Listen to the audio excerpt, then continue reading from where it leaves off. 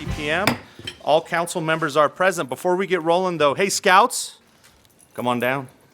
Come on down. And I see at least one under 18-year-old in the back, too. Oh, you guys, I assumed everyone's already logged in. Please, everybody log in while the Scouts and anyone under 18 come down here. Look at him turning to his mom. Mom, does the mean guy really make me come down? Yes. You get to come down. All right, under 18, you got a couple ladies, too. All right. Have you guys, so school started for everyone, pretty much? All right, so these are math questions. No, I'm just kidding. We're not going to make you do math questions. But you are going to help us in the most important part of tonight's meeting. You guys, the 5 of you, are going to lead us in honoring our nation. So come forward, guys. Okay? While Debbie's clicking, they're logging from that. Select the voting and hit save. All right, so here's how it's going to work. Okay? This is all totally fine, fun, exciting stuff. All the people behind you have huge smiles on their faces right now, okay? And in like 2 seconds, we're gonna turn around and face our flag. They're gonna follow the lead, put their hands on the heart, like I know you guys are gonna do, and I know you guys will do your salute, and we're gonna wait until we hear you start the Pledge of Allegiance. Then when you start the Pledge of Allegiance, all these people behind you will join in as well, okay? Sound like a deal? You guys ready? Yeah. All right.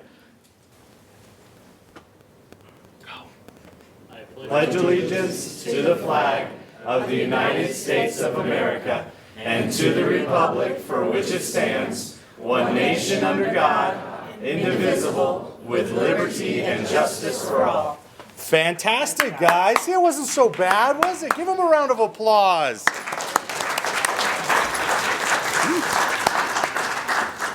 You're lucky I didn't make you spell or pronounce your last names, because I know there's at least one that's very difficult to do. All right, so we're going to go ahead and move straight into our general public comment for tonight's meeting. So a couple quick updates on this. First off, welcome everybody. Thank you all for any of you guys who this is your first time in Town Hall. Love to see everyone here, and hopefully this won't be your last time in Town Hall. We'd like to see people come down and participate in the process. We've had a little bit of a change, so we have 2 different types of public comment tonight and every meeting. There's general public comment, which we're about to start, and then there's specific public comment on items that are on our agenda. Now, I will bet dollars to donuts that most of you in this room are here for either item 5, well, you're here for probably 5A, which consists of 2 items dealing with the purchase and sale agreement of Pace Lot, and then also, or excuse me, of Pine Curve, and then also the Pace Lot 2. If you're here for either of those 2 items, there will be public comment at that time. Okay, that's where testimony is taken on those items. General public comment, which we're about to start here in just a sec, is for items that are not on our agenda. No action is taken on them.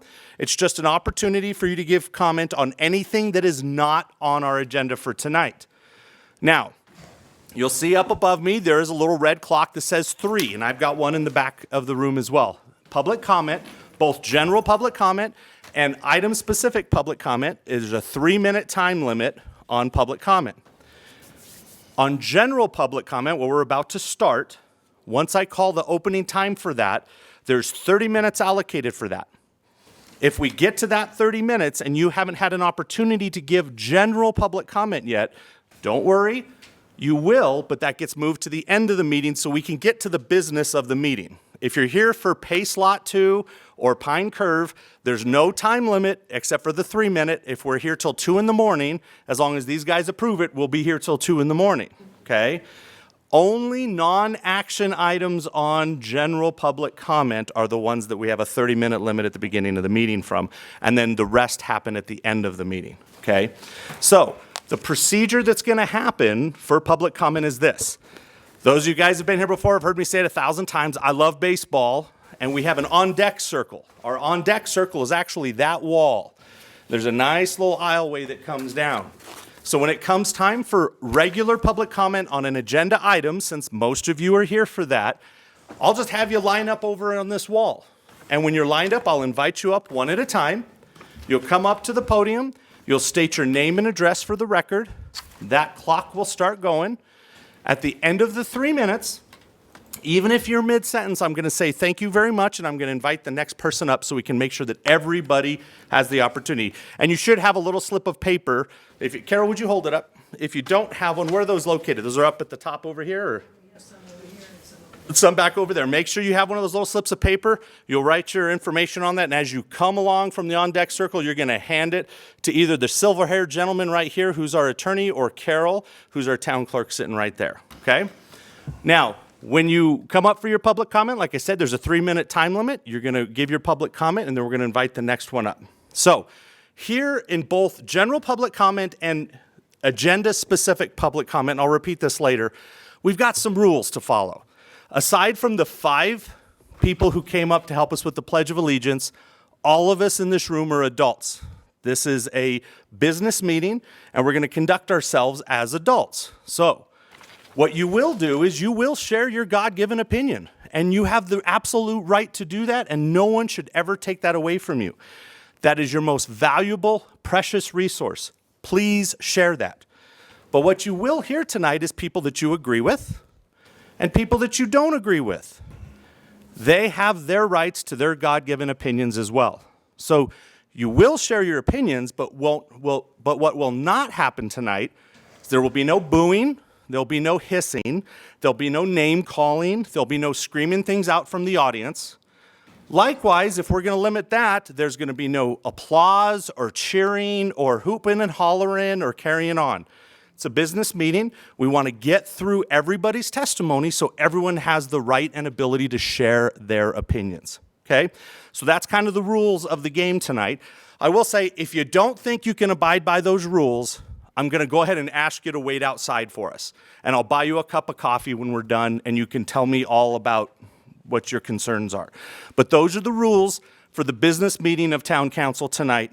And since we're all adults, we're going to all follow those rules. So with that being said, I will open up general public comment at 7:10 p.m. If there is anyone wishing to address council on non-agenda items. Let's start on this side. If there's anyone on this side wishing to address council, this is the time to come down. Okay, seeing no movement, I'm going to go to center. All right, you chose like right in the middle of the center. And I don't have a piece of paper, so I'll have to get one. Yeah. Okay. You can grab one right at the top up there. Is there anyone on this section that wants to come down for general public comment, non-agenda item public comment? Yes, Okay. absolutely. Go ahead and give your Yeah. piece of paper over here. Okay, and if you'll state your name and address for the record, please. Okay, my name is Mike Roche. I live at 11425 East Regency Court, and I would like to address Resolution 19065, which you have just outlined some of the new rules related to it that you passed 2 weeks ago. I think that this is bad government. I think it's a mistake to try and limit the input and control the input and voice of the people. I have specific, I think you've used a sledgehammer when maybe a screwdriver would have worked well. I think it's damaging. The statement's specific issues I have are with the quote, the public comment period in a town council regular or special meeting is 30 minutes. Additional time will be made available at the end of town council meeting. Any postponement of public comment is basically discouraging public comment. And I think that that is, should not be in the intent of town council. If the issue is people outside of town coming in and taking control of the floor, then I think you can make rules that specifically apply to that. And I don't think you need such a broad controlling rule on that.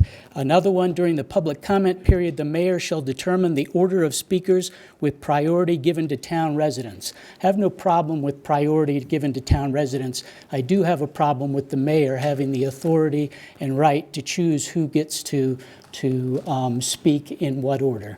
And it's not specifically aimed at the incumbent or any specific mayor. I just think it's bad policy to put that decision, which could become political, in the hands of one person without some check.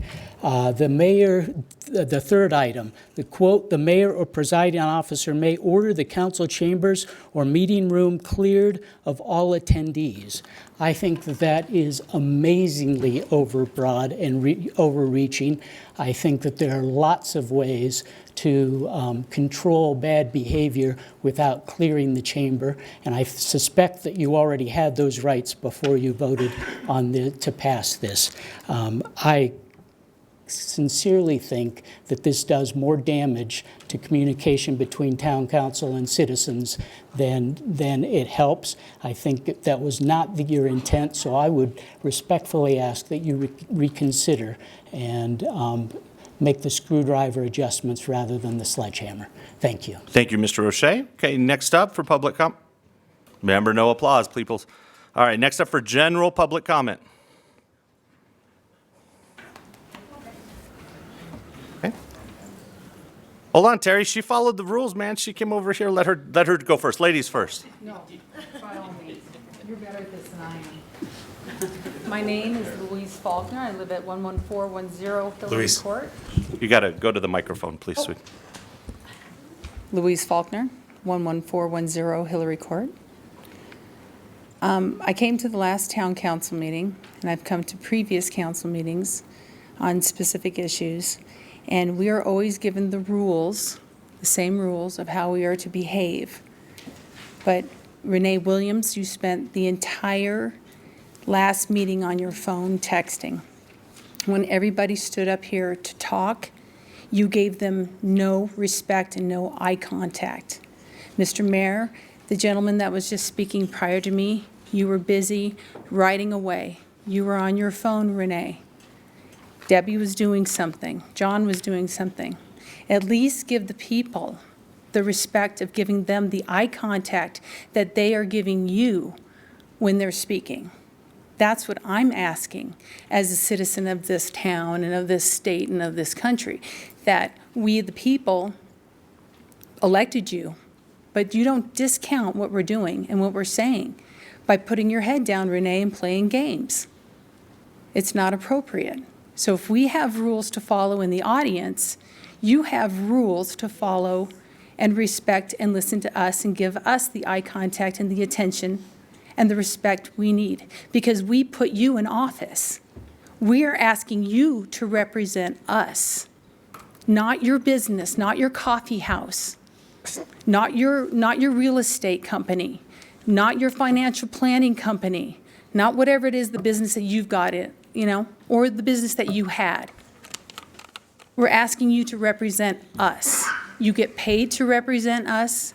We elected you faithfully, and you guys are not listening to the people. You're not listening to us. You have no respect for us by putting your face down and playing games on your phone. It's not okay. It's not cool, Mayor. It's not cool. Thank you. Okay, next up, please. Now, hey, guys, remember, truthfully, guys, seriously? Seriously. Next up, please. Oh, please, yourself.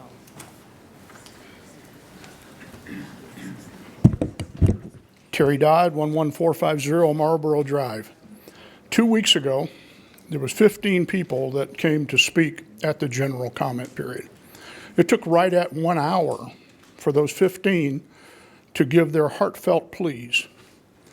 It's my personal belief that the right of a citizen of Parker to come here and address you on subjects that are on their heart is an inalienable right. I personally don't think you had the right to limit that to 30 minutes, because almost half of the people that spoke 2 weeks ago would not have had the opportunity to speak, because the 30 minutes would have been consumed. If you want to have an image of a council who wishes to listen to the people, the last thing you should have done was limit this general comment period to 30 minutes. Thank you. Thank you. Next up, please.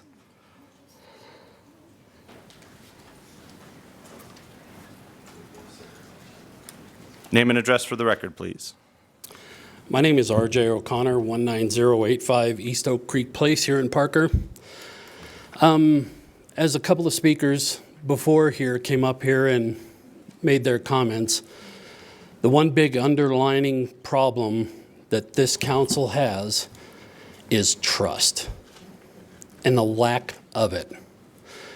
The shenanigans that have happened in this town over the last several years, starting with that hotel nightmare, starting with and continuing with the garbage associated with the Preston Hills development, the irregularities going on with the development down in Hess Ranch, to what is going on over here with Pace Center and the Pine Curve, to even things that I heard about this weekend at the farmers market involving a council member and then shortly afterwards the police department.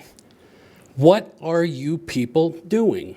I don't know if it's by design that you're trying to purposely erode the trust that the people of this town have that things are going to be done properly, but the planning and the development of this town is like a rudderless ship on full throttle. This is a bedroom community. I don't know what the vision is for this town. The 2035 master plan seems to be written in stone until it's not. It's a guideline. It's not a law. But yet it's the default every time something comes up where there's a questionable development.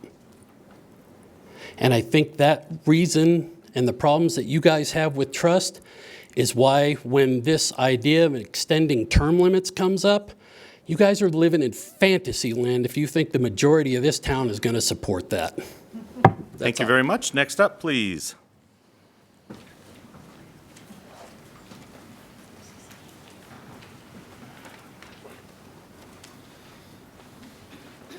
Name and address for the record, please. I'm Joy Overbeck. I live at 19692 East Man Creek Drive in Parker.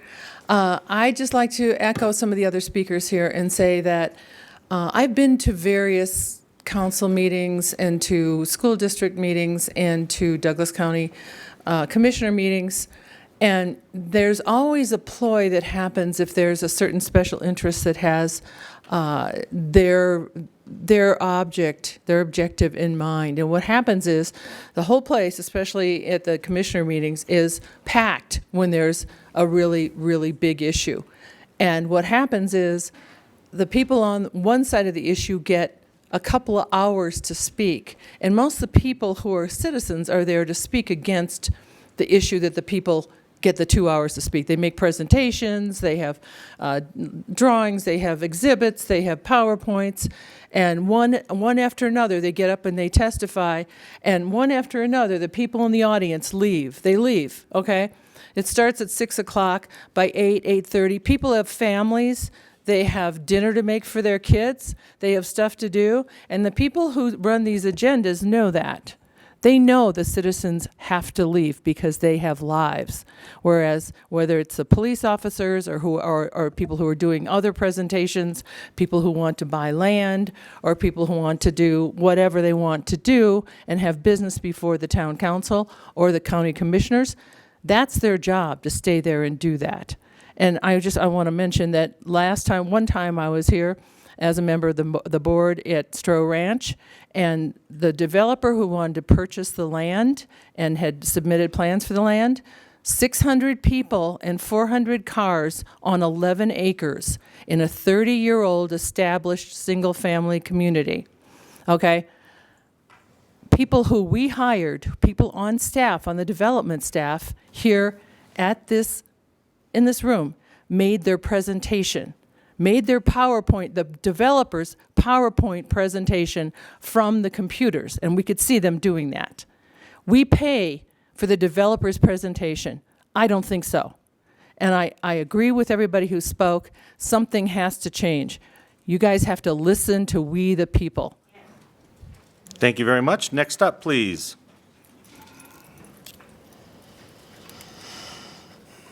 Name and address for the record, please.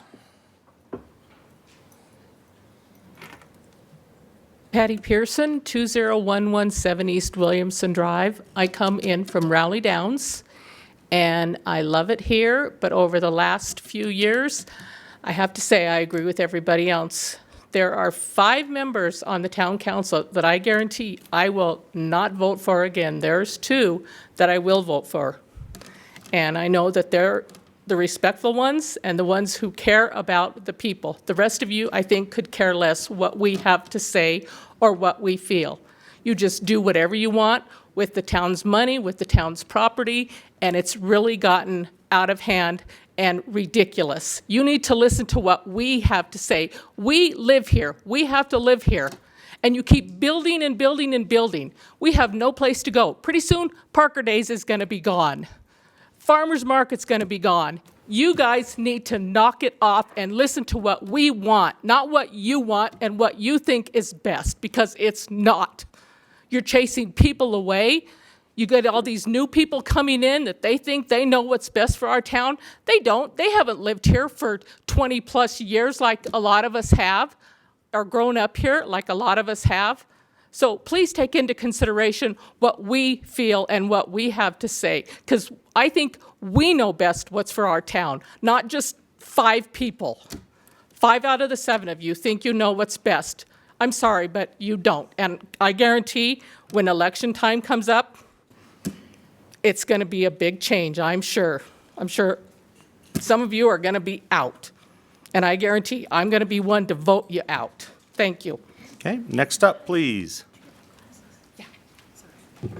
Okay. See, no, oh, come on down. Name and address for the record, please. My name is Rob Owens, 20990 Omaha Avenue. I just want to say, I know some of you personally. I've had conversations with many of you, and I think you all do an outstanding job as town council representatives. I know that each of you cares deeply about the town.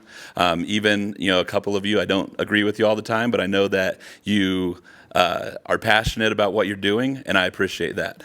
So I just want to end on a good note. Thank you very much. Anybody else? Okay, we'll go ahead and close general public comment at 7:25 p.m. We're going to skip item number 3, which is reports, items, and comments from mayor and council, just so we can quickly get into the meat of what everyone is here for. But the next item up, item number 4, is our consent agenda. Consent agenda items are considered to be routine, be enacted with one motion and one vote. There will be no separate discussion on consent agenda items. Ordinances on the consent agenda item are for introduction only and will not be removed for discussion. So council, before you, you have consent agenda items 4A through 4K. I move to approve consent agenda items 4A through 4K, please. Second. We have a motion from Josh and a second from Renee. Council, in just a sec, your little windows will pop up to vote. Did it log you out, or did you?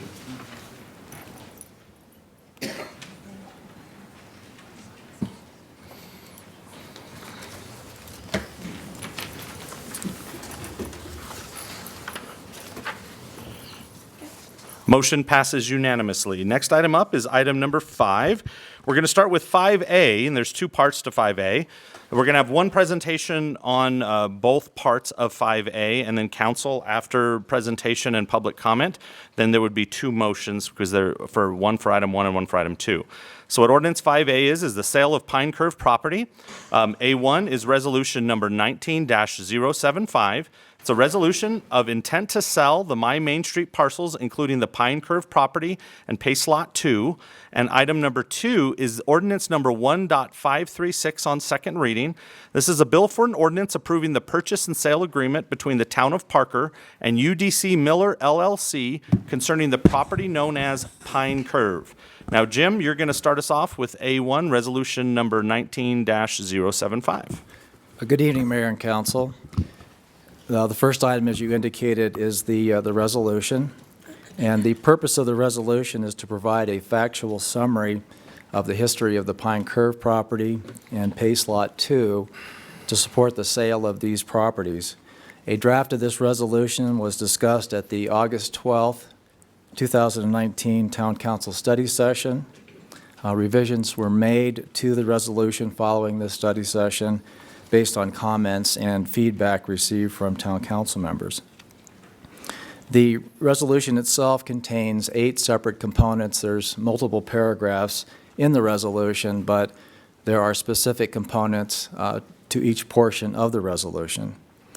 The first component of the resolution involves a discussion of the town's approved master plans for downtown Main Street with a focus on the community vision and growth and development policies for downtown Main Street, for Pace Lot 2 and the Pine Curve property, which were planned for, quote, mixed-use neighborhood that includes uses such as a higher density residential, office, government, arts and cultural venues, restaurants, retail, personal services, as well as parks and other gathering places for community events, and were not planned for uses that include open space. The second component of the resolution involves a discussion of the active parks located within downtown Main Street, and this would be with the focus on the cost to purchase and develop these parks. Specifically, these would be O'Brien Park and Discovery Park, as well as the need for further taxpayer investment to complete O'Brien North Park, which parks were developed to address the needs of residents and to activate downtown Main Street for businesses and patrons of the town.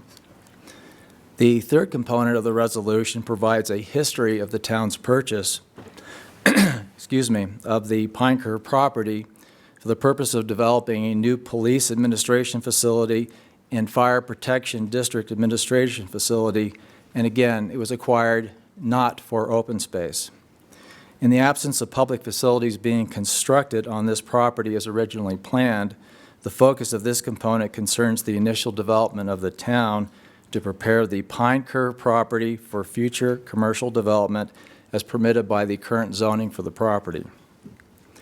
The fourth component of the resolution provides a history of the town's purchase of the 2 PACE lots for the purpose of developing facilities which initially included the town, and this would be for performing arts, the library, and the school district, and again, not for open space purposes. This component focuses on the fact that PACE Lot 2 would serve as accessory parking to support the PACE Center, which is located on Lot 1, and future commercial or mixed-use development along Main Street that would activate and support PACE Center in the manner provided for the zoning for the property. The fifth component of the resolution provides a history of the My Main Street project, which was a comprehensive public outreach project that was initiated to address the sale and development of 5 properties, including Pine Curve and Pace Lot 2, to further activate downtown Main Street. This component focuses on the proceeds that would be generated from the sale and development of these properties that would be used to reimburse town taxpayers for the initial purchase and improvement costs associated with these properties, and reinvestment in the Town of Parker public improvements for downtown Main Street, for O'Brien Park North expansion, for Harvey open space improvements, Salisbury Park North Park expansion, the Schoolhouse Plaza improvements, and parking and transportation improvements in the town. The sixth component of the resolution discusses the process to sell the My Main Street parcels, which is a process that included appraisals, the selection of a commercial brokerage firm to market these parcels, and a listing agreement with the selected commercial brokerage firm that was approved by Town Council. The implementation of this process has now culminated in a purchase and sale agreement for the first parcel to be sold, which is the Pine Curve property, and which is the second item which is on tonight's agenda. The seventh component of the resolution is to discuss the citizens' initiative that was filed with the town to rezone the Pine Curve property and the Pace Lot 2 from the current mixed-use zoning to open space. The final component of this resolution addresses the reasons supporting the Town Council's intent to sell, which includes the Town Council's objective of recovering taxpayer investment in the My Main Street parcels and the generation of new sales and property tax for the development of the My Main Street parcels. As a part of this objective, the Town Council desires to reinvest these funds into needed capital projects to further enhance and energize downtown Main Street, the town's park and open space system, the transportation and parking infrastructure, which objective would be negatively impacted if the Pine Curve property and the Pace 2 lot are zoned as open space. So that's essentially the 8 components that are contained within the resolution that is before you this evening. Do you have any questions, Mayor or Council? Council, do you have any questions for Jim? No? Okay. Thank you. Thank you very much. And so the second item, A2, Jim, are you going to start us off on that, or is Jason? Okay. Two separate issues. Mayor, Town Council, the item before you tonight is a purchase and sale agreement between the town and the prospective purchaser, UDC Miller. UDC Miller is a partnership between United Development Companies, LLC, and Miller Real Estate Investments, LLC, both represented by Steve Schoflick and Dan Schoen, which are in the crowd. They have developed a number of projects in the Front Range. A sampling of those projects that UDC Miller has developed or entitled are as follow. Corner Star, which is a 150-acre mixed-use development off of Arapahoe Road and Parker Road in Arapahoe County. South Glen, a 70-acre shopping mall with a mix of retail, office, and residential in Centennial. Crystal Valley West, a 24-acre development consisting of retail and residential in Castle Rock. Carl's Farm, a 64-acre mixed use including hospitality, retail, and residential in North Glen. And another overlook at Cherry Creek, which just happens to be a 63-acre residential development here in the town of Parker. Obviously, based on the sampling, they've developed and have specialized, obviously, in a mixed-use development context. Kind of getting back to the My Main Street background that Jim had discussed briefly, the PSA is an intended outcome of the My Main Street project that begun in February of 2018. The My Main Street project was a robust public engagement process to ensure that public support for future development of Pine Curve and the 3 other properties that were identified within that project could develop going forward in the future. The framework that was a part of that project was adopted by council as a blueprint to community-supported development across the 4 properties. The framework established community expectations for future developers to consider and to use as a tool based on the subject following: community input on desired uses, a market study on what could be built in the environment in downtown, and a cross-section of what is allowed by the zoning as far as permitted uses. In March of this year, as the implementation of the My Main Street Strategic Framework, the town entered into a listing agreement with NavPoint to serve as the commercial broker to market the properties. And as outlined in the My Main Street Strategic Framework, this was an intentional and deliberate step to engage the development community and to secure a development partner that could meet the community's vision. To ensure compliance, the town established a set of parameters and criteria that reinforced the strategic framework and establishing the town's expectation for development in downtown. For Pine Curve, it was the following: consistency with the My Main Street Strategic Framework, development required to provide a 50-foot buffer adjacent to Parker Vista, development that required to preserve view shed or view corridors through the site west to east adjacent to Parker Vista as well. The PSA contractually enforces the My Main Street Strategic Framework, the physical constraints in the property profile identified in the listing agreement, and the thorough public entitlement process for consideration for future development. The PSA also includes other details such as deliverables, inspection period, closing conditions, and other similar terms. With that being said, I'll turn it over to Jim Maloney, the town attorney, to discuss the additional terms and details.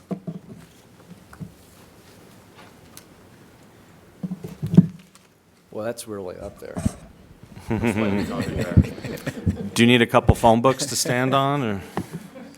Now you know how I feel. So included in your packet this evening is the purchase and sale agreement that was signed by UDC Miller LLC. It is similar to the purchase and sale agreement that was in your packet for first reading at the last council meeting, with one difference, which I'll get into in a minute. The purchase price contained in the agreement is $5 a square foot. The purchase price in terms of dollar amount will be based on square footage, which will be calculated after you first determine the square footage for the right-of-way for Main Street, including the future turn lanes, and this would be excluded from the property to be purchased since it's part of, obviously, Main Street. And then 30% of the gross square footage of the regional detention pond that will be reconfigured on the Pine Curve property will be excluded from the property to be purchased. Again, that would be 30% of the ultimate reconfiguration. The square footage calculation will be based on surveys for Main Street and for Pine Curve, and I'll get into some more detail in a minute. The area to be purchased will be determined by using 2 surveys to be prepared by town surveyors. One survey will describe the right-of-way for Main Street, including turn lanes, and these would be the turn lanes that would ultimately serve the project that would be developed on the Pine Curve property if the purchase and sale agreement is approved and all the terms and conditions associated with the purchase and sale agreement are met. The second survey will describe the Pine Curve property, which will exclude the area described in the survey for Main Street. So first you calculate and determine what is Main Street, and then the balance would be Pine Curve, and it would be the Pine Curve property that would be subject to sale at $5 a square foot. The second survey will be for Pine Curve, and again, that will include everything but Main Street. There will be a plat based upon the Main Street survey, and this plat will be subject to town council approval. The Pine Curve survey will be used to prepare a minor development plat for the Pine Curve property, and within this plat, there'll be established legal lots of record for development within the project. This plat will be subject to public hearings before Planning Commission and Town Council. The minor development plat will determine in part the size of the reconfigured regional detention pond for the Pine Curve property. And then, as I indicated, 30% of the square footage of the modified regional detention pond will be deducted from the purchase price. The reason for excluding the 30% from the purchase price is that the town's engineering department determined that 30% of the regional detention pond serves property other than the Pine Curve property, so the property that's upstream from Pine Curve. However, the buyer is responsible for 70% of the land area covered by the pond, which will serve the Pine Curve property and the development that occurs on the Pine Curve property. Please note that the Main Street plat and the plat for the Pine Curve property will have to be approved by Town Council before the Pine Curve property is sold to the buyer. There'll be no closing until you review, as a part of a public hearing process, the plat for Main Street and the plat for the Pine Curve property development. That has to go through a public hearing process, and you have to approve those before there could ever be a closing of this transaction. The agreement will not go into effect until the Town Council approves the agreement by ordinance, which is on for second reading tonight, and the mayor signs the agreement. After the effective date, which would be after you approve it and after the mayor signs it, the buyer will deposit $201,000 with the title company. The town will deliver a title commitment to the buyer, including documents that the town has related to the Pine Curve property. This would include things like environmental reports, maps, and related information. The buyer will prepare a preliminary concept plan for the Pine Curve property, which will include a feasibility analysis of site layout, densities, external access, internal circulation, and proposed open space. The buyer will not submit the application for a minor development plat for the Pine Curve property until the town has received and reviewed the preliminary concept plan. Again, this is all called out in the contract that's before you this evening. The buyer will then submit a complete application for a minor development plan. The completed application for the minor development plan will include a concept plan that contains the information for the preliminary concept plan and applies that information on a lot-by-lot basis to each lot described in the minor development plat, including a phasing plan for the development of the Pine Curve property. I think the next component is probably the most important component that's contained in the purchase and sale agreement. Following the town's receipt of the complete application for the minor development plat and the concept plan, the town will prepare a development agreement which will include the agreed-upon concept and phasing plans. The purpose of the development agreement is to make the My Main Street strategic framework contractually enforceable against the buyer. This is where we tie a menu of uses to specific lots by contract between the town and the property owner, which would be enforceable. As I discussed, the town, in conjunction with the processing of the minor development plat, will process a plat for Main Street to address the overlapping right-of-way issues associated with the movement of Main Street over the years. It hasn't been in its current location for many years. It's been located in part to the north, in part to the south, and part of the platting process is to correct the ultimate location of Main Street, including turn lanes. So the plat for Main Street will include the current right-of-way, as well as additional right-of-way needed for turn lanes to serve the Pine Curve property. The contract also provides that the buyer will submit an application to form a metropolitan district to finance the construction of improvements to the Pine Curve property at the time the application for a minor development plat is submitted to the town.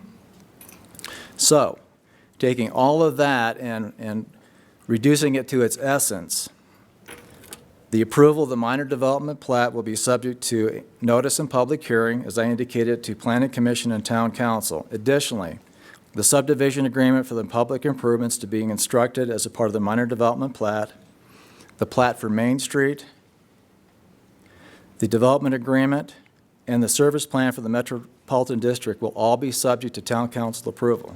So you'll have another meeting just like this where the public will be invited to appear and speak, and you'll have to vote on each and every one of these components. So again, the minor development plat for the Pine Curve property, the plat for Main Street, the development agreement that I talked about, the subdivision agreement associated with the public improvements that will be constructed on this property, the Metropolitan District, this all comes back to you again. Okay, that's not decided tonight.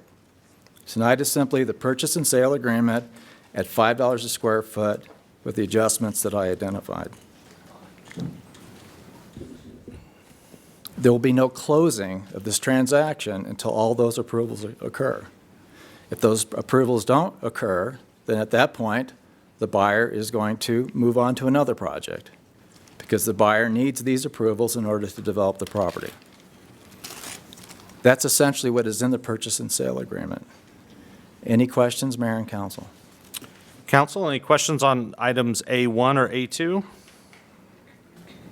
Can I just ask a clarification? Jim, in the contract purchase price, what is the purchase price as it sits today? The purchase price is $5 a square foot. So what does that aggregate to? We will not know until actually the surveys are done. In the council action form, we have estimated to be approximately $5.2 million. But again, that's going to be subject to a per square foot based upon what is actually netted out for the Pine Curve property after we determine what is Main Street, and then we determine ultimately what is the configuration for the regional pond. So the $5.2 million is based off of what? Is that the 24 acres for parcel 1 and 3.093 for parcel 2? Is that the totality? Essentially, yes. There are two surveys which are attached to the purchase and sale agreement. And so based upon that square footage, again, we have to do adjustments because Main Street, portions of what is Main Street, which is not used for Main Street but owned by the town, will probably be included as a part of the Pine Curve property as an add, and a deduct will probably be the turn lanes and then the adjustment for the regional pond. Okay. But So we won't have that done until all the surveys are completed and we know the ultimate configuration of the pond. So safe to assume today it's not 5.2?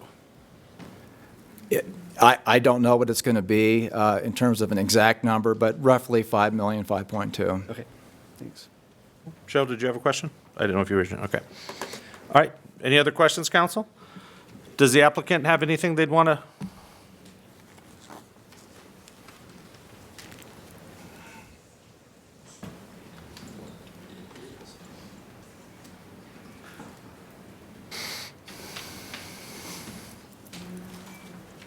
I'm not going to make a joke about you going after Jason Rogers. I gotta need to raise this for mine. Let me lower that question. Name and address for the record, please. My name's Steve Schoflick.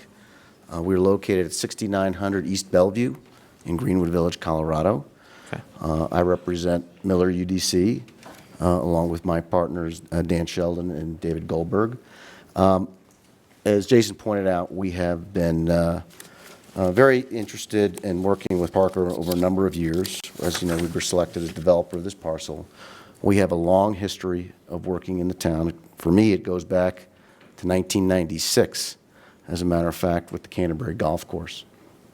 So we've always been interested in and being involved with Parker and its growth and development. As Jason also pointed out, that we have spent many years developing, managing, and owning many mixed-use properties across the state. You mentioned a number of them. Lowry Town Center would be added, a few others. So we have some idea of what mixed use means, what works, what doesn't work, and we think we can bring that talent to bear on this property. What engaged us in looking at it, and we actually, some of you recall, we looked at it as a purely commercial development for a number of years as Miller Real Estate. But what really engaged us was the tenants espoused by Main Street. Because we think that there are a lot of things in here that make a lot of sense, not just from a use perspective, but from a demographic perspective. What millennials are looking for, what baby boomers are looking for, are services, walkability, and we think ultimately becomes a product that, at least in one location, does not exist in Parker. And that is a more pedestrian scale location to live that has a mix of residences and a mix of uses that come together so that people can find a variety of ways that they can live and grow in that space and interact with the community. It becomes, frankly, a catalyst and a capstone for Main Street. And we believe in that strategy.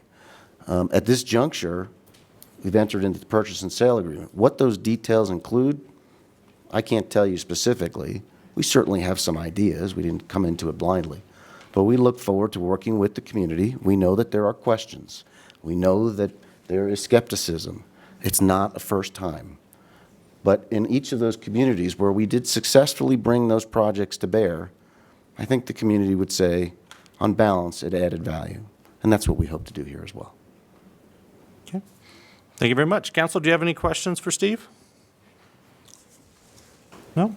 All right, Steve, thank you very much. Thank you all. All right, so at this point, we're going to go ahead and open up public comment at 7:50 p.m. Again, for public comment, go ahead and come on around here and line up over on this side. If you don't have your little slip of paper yet, go ahead and get one up at the top over there. And just to go through it one more time, what's going to happen is there's a 3-minute time limit on public comment. You're going to see above me, there is a clock, one on the back wall as well.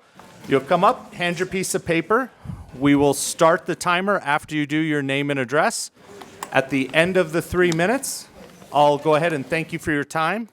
Is this on? It doesn't sound like it's on, does it? I'll just talk real loud. Is it on? I'll thank you for your time, and then we'll invite the next person up. Real quick, everybody, just a reminder of the rules. Hey, everybody. Shh, just a quick reminder of the rules. No booing, no hissing, no throwing things, no name calling, no screaming, no applause, no hooting and hollering. We all have our rights to our opinions, and please respect those opinions that you agree with, and more so respect those opinions that you don't agree with.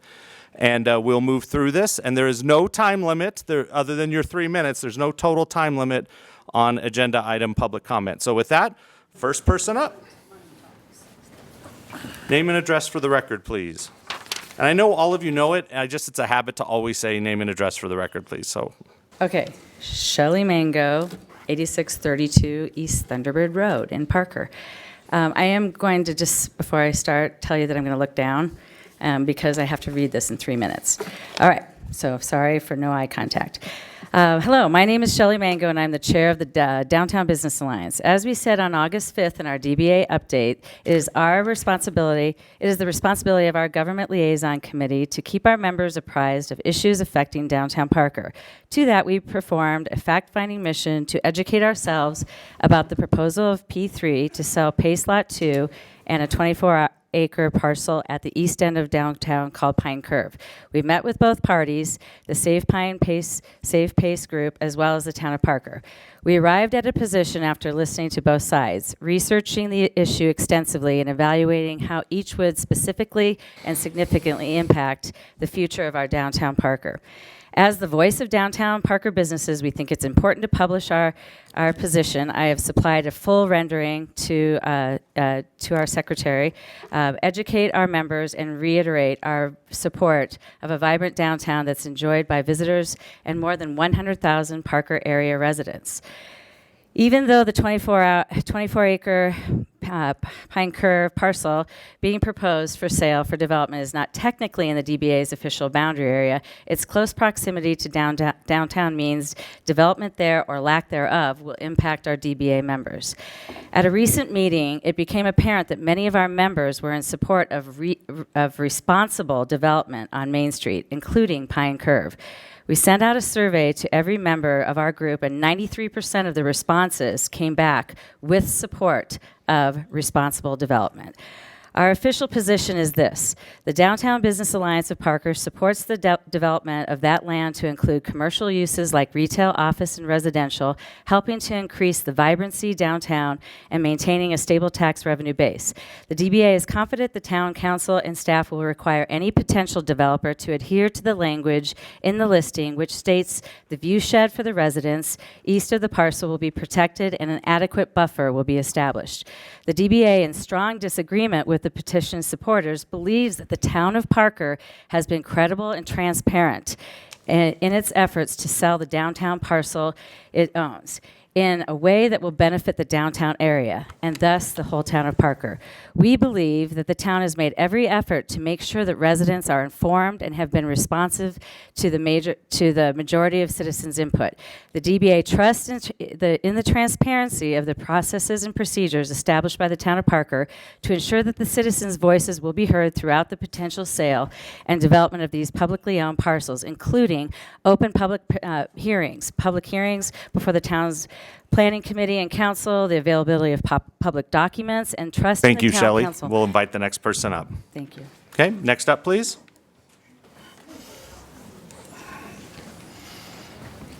Name and address for the record, please. So Chris Schnell, 15654 East Pine Drop Avenue here in Parker. About me, I'm a Parker resident, a small business owner, U.S. Navy veteran, and I've been involved in community leadership for the better part of the last 10 years. For the last 2, I've had the privilege of being the vice chair of the Downtown Business Alliance of Parker, also known as the DBA. To the citizens of the Save Pace Parking and Save Pine Curve groups, we've heard you. When others were closed off to your viewpoint, we said, we want to learn more. When others would address you on social media, we said, let's meet face to face. When others were taking shots at you in social media, even calling you names, we listened with open ears and open minds. Indeed, we met with you for 2 uninterrupted hours and asked questions to better understand your point of view. We were also able to meet with the town and discuss with them your concerns as well as ours. Due to these meetings and our status as small business owners, the DBA membership may well be some of the most well-informed citizens in all of Parker on this issue. Speaking of our members, let's talk about small business owners in downtown. Small business owners don't have big corporations backing them up. When you shop at a small business, you help them send their child to karate class, guitar lessons, or that school trip. Small business owners put their family's personal finances at risk to pursue their dreams. Because of these attributes, small business owners have their fingers on the pulse of our downtown because their finances literally depend on it. What downtown Parker and our small business owners need to be vibrant, and not just vibrant, but sustainably vibrant, is the presence of 4 groups of potential customers. Number 1, customers from offices because they provide a downtown daytime economy and an after-work crowd. Customers living downtown within walking distance of our businesses. Parker resident customers who come downtown regularly, and last but not least, commuter customers who would actually travel from nearby towns to come to downtown Parker. We need all 4 of these present to be sustainably vibrant. At present, we don't have enough. Indeed, many of my own neighbors do not come down to downtown Parker because there's not much to do. Myself and our well-informed small business owners have carefully considered both sides. After much discussion, deliberation, and debate, an overwhelming number of our small business owners support a responsible development of Pine Curve and Pace Lot 2. More offices means more lunch and after work crowd. More residential units means more people close to our businesses. And more places to meet a neighbor for a beer. Folks, open space does not solve any of your angst issues, and it would be a disaster for downtown. So please join me in supporting development on Pine Curve and Pace Lot 2. Thank you. Thank you very much. Next up, please.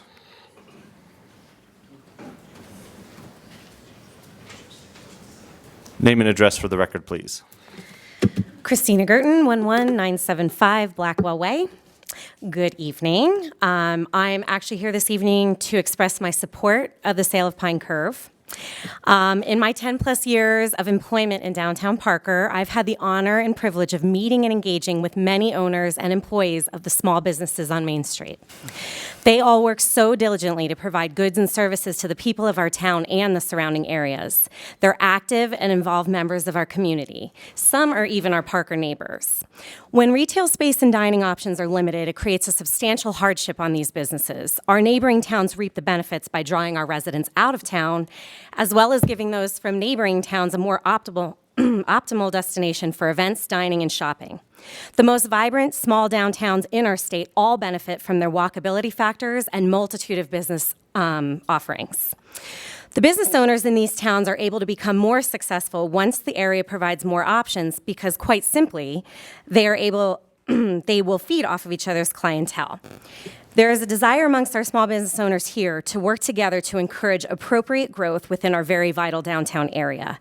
They would love to welcome new small business owners with open arms to our hometown and to carry out the vision that was set forth in the My Main Street Master Plan. It's my understanding based on that plan that Pine Curve will not allow for big box stores, auto repair, industrial, or drive-through businesses, and that both view shed and setbacks are in place to protect our Parker Vista residents, which I wholeheartedly support. Now that you know my perspective as an employee within the Main Street area, I would like to shift gears to focus on my perspective as a Canterbury resident. I traverse Pine almost daily, and on my way out of my neighborhood, I sit at the light at Canterbury and Pine and stare at the beautiful Harvey property that is already designated as open space. And I think of the possibilities of it becoming one of our most beloved gathering places. However, without the much-needed revenue that the sale and property tax generated from the sale of Pine Curve, that could potentially remain on hold. I think about the potential cost of a special election to turn that crucial property within our downtown area into, well, nothing, and believe the potential for the Harvey property heavily outweighs the open space concept being proposed at Pine Curve. I find myself driving all week long between my career and my kids, and I would love to be able to stay close to home and patronize the many amazing businesses and bump into so many of the wonderful people who call Parker home. And I hope to see this property developed in a very responsible manner. I think it would be a big win for our small business, our residents, and a huge win for our existing open space properties and parks. I please encourage you to vote in favor of the sale of Pine Curve. Okay, thank you very much. Next up, please. Name and address for the record, please. Susan Bertocchi, 10212 Cherrywood Drive in Parker. Good evening. Our family has lived in Parker for 13 years now. We are raising 3 children in Parker. We live, work, play, and dine in Parker most of the time. Although we find it very easy to access beautiful trails, open space, and parks around town, we find it difficult to entertain guests and seek a variety of interesting places to go in Parker. Our downtown is wonderful, but it gets old walking up and down the same 2 to 3 blocks time and time again. We often find ourselves in Castle Rock and Southlands. During our travels, we have visited many downtown Main Street areas. I love the little shops, a variety of restaurants, places to gather with friends. I love taking long walks along those main streets, holding hands on a date night. I love supporting small businesses and bringing home little goodies. Parker is desperately lacking in this way. And who's ever heard of open space on Main Street, anywhere in America? This isn't normal. I'm taking a bit of a risk stating that our family will be opening the new chocolate shop, Kilwin's, right here in downtown Parker. When we entertained the thought of opening a store downtown, it was a no-go for a long time. The density and pedestrian traffic are not enough to sustain a successful business long-term. There are some exceptions, but new small businesses shouldn't have to ride on the coattails of very few established storefronts, a coffee house, and a couple of restaurants. I've owned a small business downtown in the downtown area in the recent past. We've all seen the high turnover downtown. I know the way it is. Sure, they'll say the business closed or was sold because the owners needed to spend more time with their family or something similar. My point is that our family would absolutely not be opening a storefront in downtown Parker if it were not for the 5 parcels of land for sale on the east side and the future development that comes with those sales. I'm not in favor of a big grocery store or a 7-story building, don't get me wrong. I've participated in Mine Main Street survey, and I've kept a close eye on the P3 page. The proposed framework for the use of land looks very reasonable, and I'm happy you're listening to the community. Our shop will rely on the development of those sites as part of our long-term business plan. I say this not from a position of greed, rather from a position of survival. Rents are high, and labor costs are rising once again. As a small business, we need density on Main Street in the form of customers and other retail for us to prosper. I support our Downtown Business Alliance and all small businesses on Main Street. A vast majority of us are your neighbors. We may not be the squeaky wheels, but please know we are invested in this town, and we are counting on you. Thank you. Thank you. Next up, please. Name and address for the record, please. David Cassiano, 21541 Omaha Avenue in Parker. Mayor and Council, thank you for this opportunity. My concern tonight is with the committee, and I want to just address with them the wording that I've been seeing on the initiative primarily. And I believe that the initiative states Lot 2, which incorporates, according to what I've studied here at Town Council and gotten maps, the parking lot as well. And that would have an adverse effect on the Pace Center if that were to be delegated as complete open space. The parking lot would have to go away. So I think that's an unintended consequence of the initiative. Citizen initiatives have been a part of this great town since 1981 when it was incorporated. We've had some great passionate citizens. They're here tonight. And passion is good, but thought is also good. So I would recommend that it be reworded, just this particular affidavit on the Pace Center, to be reworded to exclude the Pace Center parking lot and then just deal with the green area, which I think is what you're talking about. So if that is possible, I'm going to make a request to properly rescind just this one and move ahead with it with a better wording to exclude the parking lot and just the green area. So those are my thoughts, Mayor and Council. I want to thank you for this opportunity. It's been a rough time, and passion, again, is good, but I want to thank all of you, and I'm going to leave you with, may God bless all of you and this great town of Parker, our town staff, and these great citizens here tonight. Thank you for your passion, but think this through. That's all I'm asking. God bless you all. Thank you. Thank you, Mayor Cassiano, and thank you for your 10 years of service to Parker as well. Next up, please.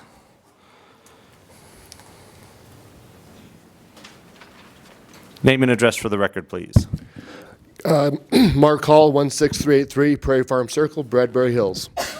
And good evening, Mayor and Council. My wife and I, we fully support developing Pine Curve and Pace Lot 2. When my wife and I moved to Parker a little over 25 years ago, we were excited at the potential we saw for growth. We didn't move here expecting for the town to shut the door behind us and do no new development. We moved here because of the potential we saw in the downtown area for multiple restaurants and other entertainment. But here we are almost 3 decades later and have seen little growth in terms of economic development, especially in the service industries. Very few of my neighbors come downtown to Parker, so there's such limited choices. A downtown area needs to be the hub of the town. I don't even understand why we're here right now, because it's my understanding that the Planning Commission recommended over 7 years ago to start moving forward with this. In February of 2018, the town and the Parker Authority for Reinvestment embarked on the My Main Street project. From February through November 26th of last year, 12,800 people visited the website with 1,862 survey responses. 4 pop-up events and received 1,560 surveys. Over 82,000 responses were received in regards to 77 Facebook postings by the town, 17 times on Twitter.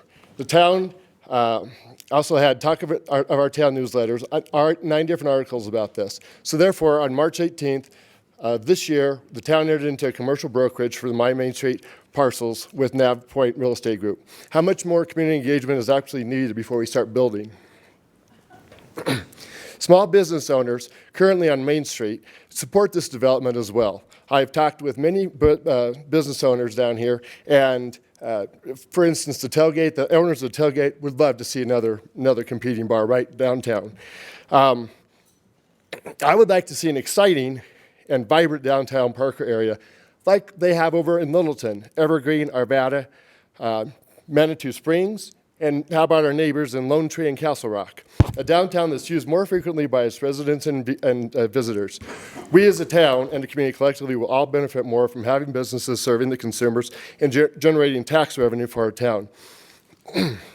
I know I'm not alone, so we have tremendous support here tonight, amongst many others cannot be here, but the Pine Curve and the other property, they're just nothing but fields with weeds. I don't see that as true open space. I use the Sulphur Gulch open space on a daily basis.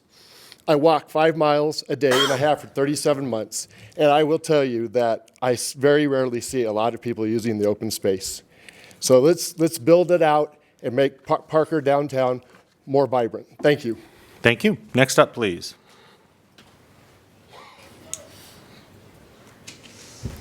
Name and address for the record, please. Jennifer Green, 10920 Parker Vista Road. My main concern is currently the Pine Curve lot is used for overflow parking during downtown events. I don't know if that's going to change. I understand you can't answer that. So my main question is that going to be affected? And if so, where are those people going to park? Because I can guarantee you it's probably going to be all up in front of my house. And I'm sad to say that Main Street is so congested right now the way it is. I don't even drive down it. I don't walk down there. I don't drive down there. And unfortunately, if you build on that Pine Curve lot, I won't support that either. Thank you. Thank you. Next up, please.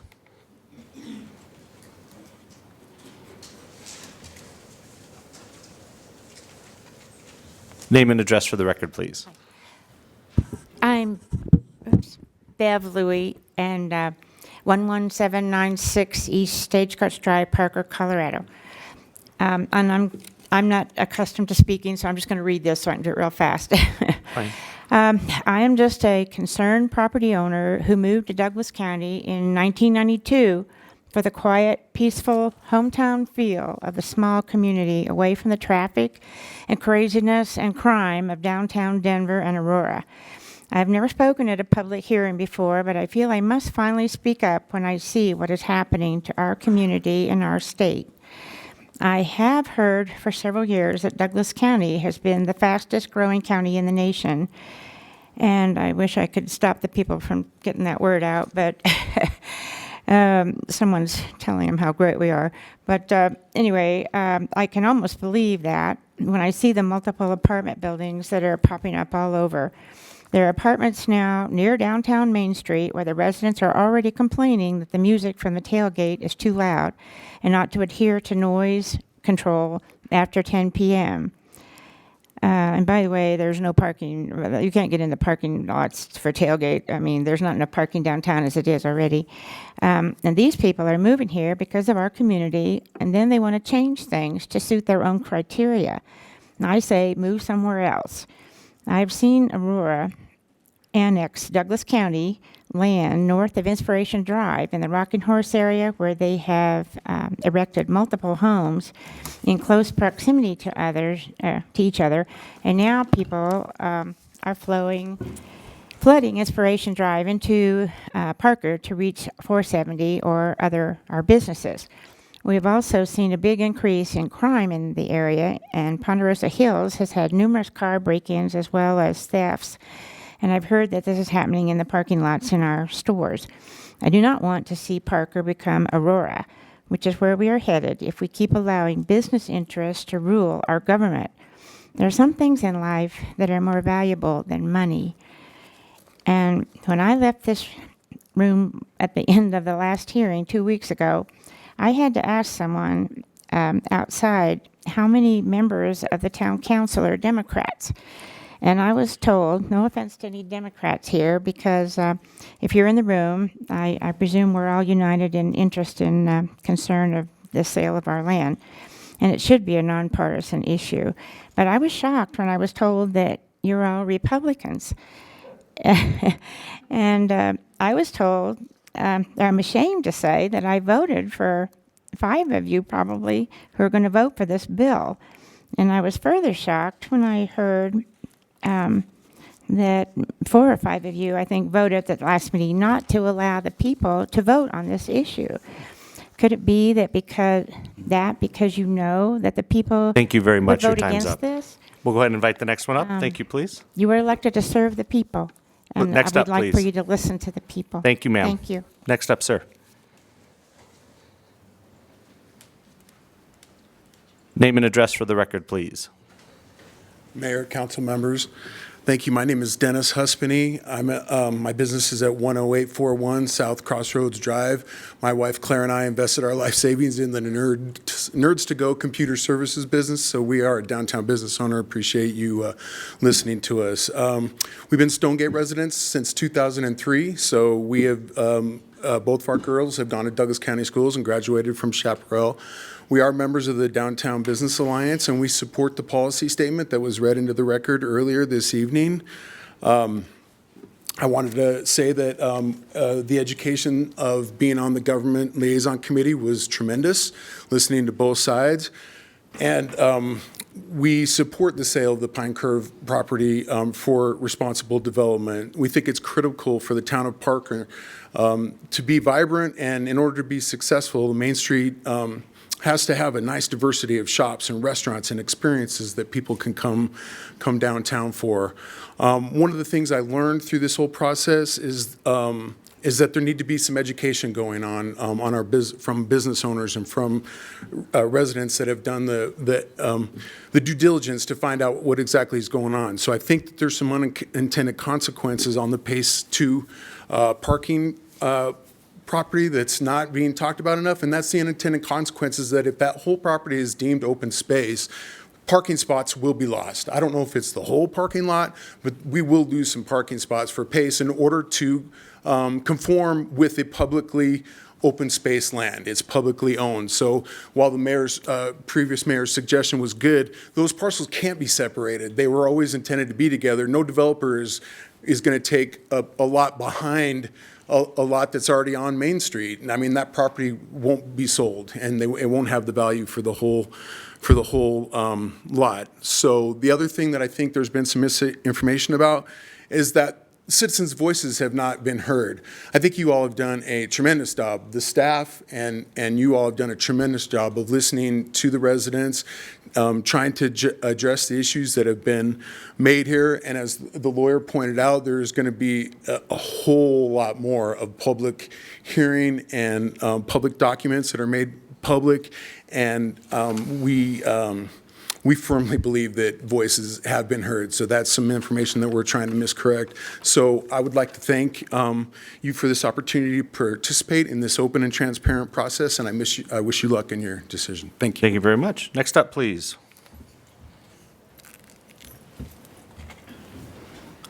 Name and address for the record, please. Alita Yu, 18140 French Creek Avenue. Good evening. My name is Alita Yu. I was a former professor and senior administrator in higher education for 32 years. I'm here to support the 2 petitions that will place the preservation of Pine Curve property and Pace Lot 2 on the ballot in 2020. When I retired from Rutgers University in June of 2013 and moved to Parker in September of that same year, one of the attractions of Parker is that it reminded me of the town of Princeton. I had worked at Princeton University in 1985 and 86 as the assistant director of the teacher preparation program. I loved that small town feeling, even though it was surrounded by a world-class university. When longtime residents of Parker would talk about the dirt road and the one light in Parker on Parker Road, I would laugh and say, "You haven't seen anything like the traffic in New Jersey." However, the town of Parker has gradually changed since I moved here in 2013.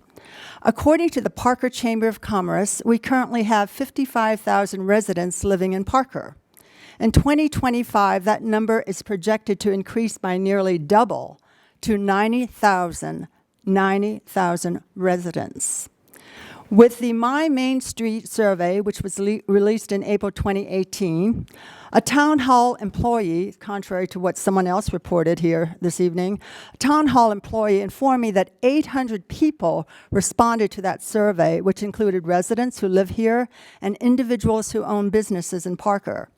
So some of the people who responded to that survey may own businesses, but not actually live in Parker. My point is that 800 respondents is not a statistically significant number when you compare it to the 55,000 residents who live in Parker. When I last checked, town council members are elected officials who are supposed to represent the needs of their constituents, not the other way around. We, the people, need to make the decision on how to use the property that we paid for. Open space is what we need, not more apartments and not commercial development. Once developers make their millions and leave Parker, we, the citizens, will have to deal with increased traffic, congestion, crowded schools, and lack of infrastructure. Instead of ramming it down our throats, wouldn't it be a novel idea to ask what we, the people, really want? Putting these 2 issues on the ballot in 2020 would tell us that. What or who are you afraid of? Finally, for those of you who support our petitions, we will be having a petition signing party at Stroh Ranch Creekside Recreation Center on Monday, August 26, 2019, from 6 to 8 p.m. Refreshments will be provided, and we encourage you to help us sign and circulate petitions to your family, friends, and neighbors who live in Parker. Thank you. Thank you very much. Next up, please. Name and address for the record, please.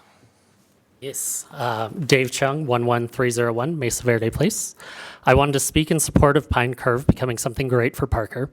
Remember when the carriage rides were canceled last year? It wasn't because the horses were against Christmas. The town had to cut $2 million out of its budget due to a decline in sales tax revenue.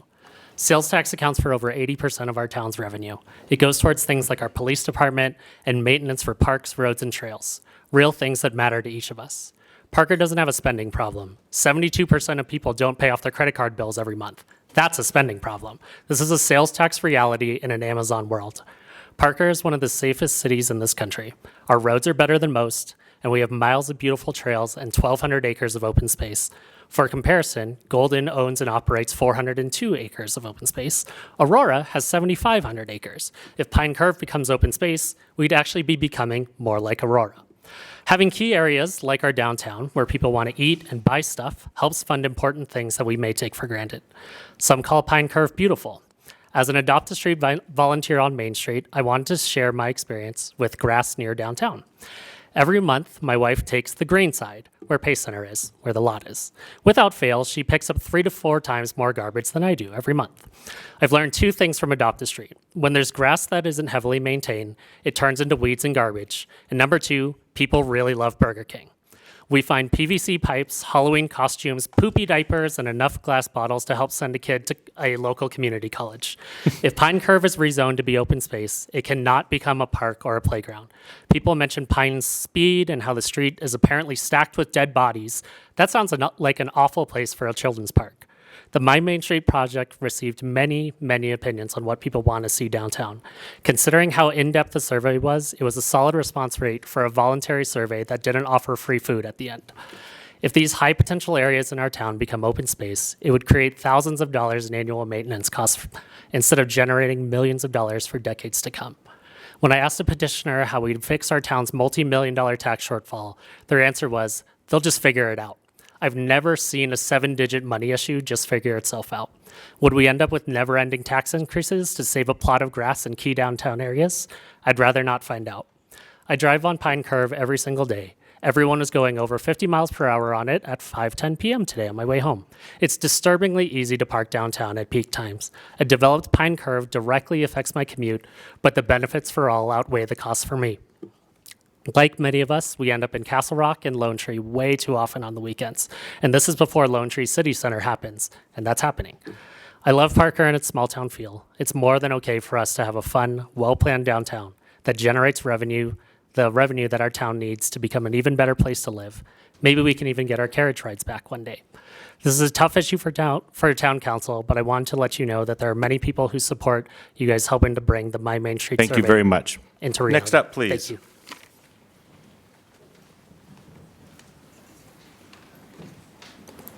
Name and address for the record, please. Good evening. My name is Teresa Hawkins Garcia. I live at 10287 Carrera Terrace in Parker, 80138. I have had the privilege of owning Victoria Marie Jewelers in downtown Parker for the last 7 years. I would like to begin by saying to those belonging to the Save the Pine Curve initiative, I was present 2 weeks ago, and I heard your passion for Parker. 7 years ago, when searching Douglas County for the perfect spot for my business, my dream, my creation, and my passion, it was the charm of downtown Parker that captured me. From my vantage point on Victorian Drive, I was able to witness and proud to participate in the many events that make downtown Parker the heartbeat of Parker, that brings together the many diverse communities of Parker. I have also listened to Parker residents for 7 years, and on a regular basis, I have heard the same thing. We love Parker. We are proud of Parker. But, and that is a very, very big but there aren't enough boutiques.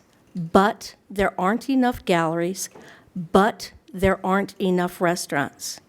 We love to bring our family and visitors to downtown Parker, but after 15 minutes, there is nothing more to see or do.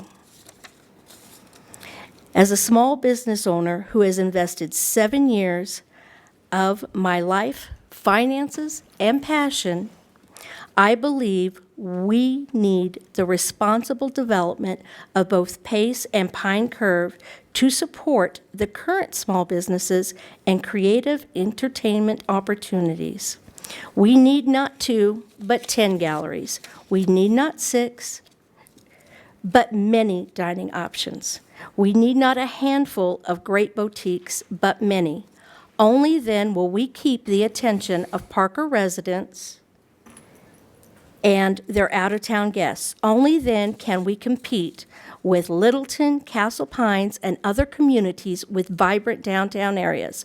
Without it, our small downtown businesses, being confined to such a small area, will continue to struggle.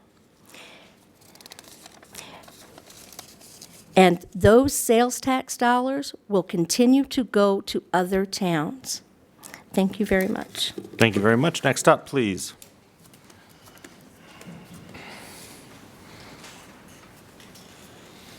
Name and address for the record, please.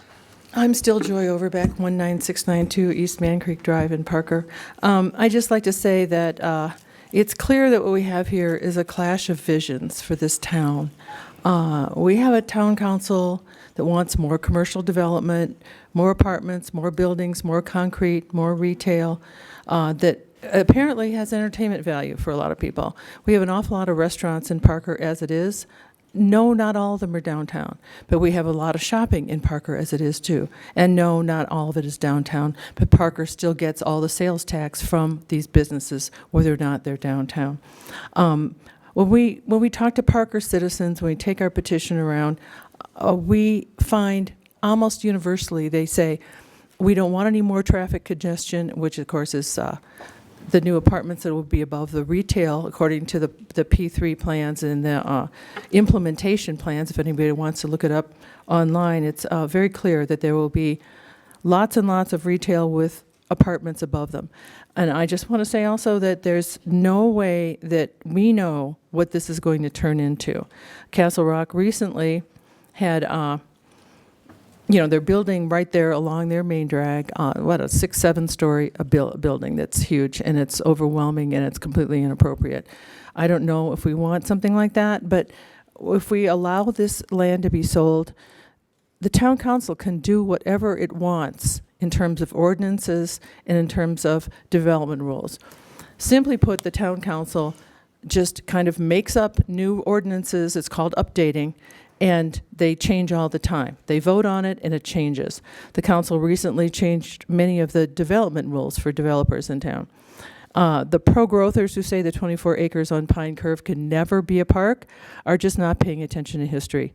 The majority of the town council will doubtless vote for more development because that gives them millions of dollars with the sale of Pine Curve's 24 acres and millions more that they can use, sales taxes that they can use. How they will spend these millions? Well, maybe on more consultants to tell them what uses should be approved for the land like Pine Curve we taxpayers paid for, and other consultants to discover what other properties can be condemned through the blight process and redeveloped into more strip malls and giant apartment complexes by P3, which is, by the way, actually the town council. Did you know the town council that approves all these building projects are the same people who declare the property blighted? Foxes and hen houses come to mind. What happens when the people in Parker want a hometown quality of life, but their elected town council is forcing on them more buildings, more development, more cars that destroys that sweet hometown quality of life? The people vote out those council members. They say no to increased term limits for the town council, which is not representing their vision for their town. To govern by online surveys is ridiculous. Thank you, Joy. Next up, please. Thank you. Name and address for the record, please. May I get the overhead?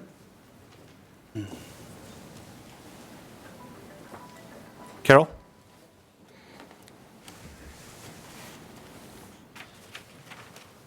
Okay. Blow that up. Yeah. There you go. Name and address, please.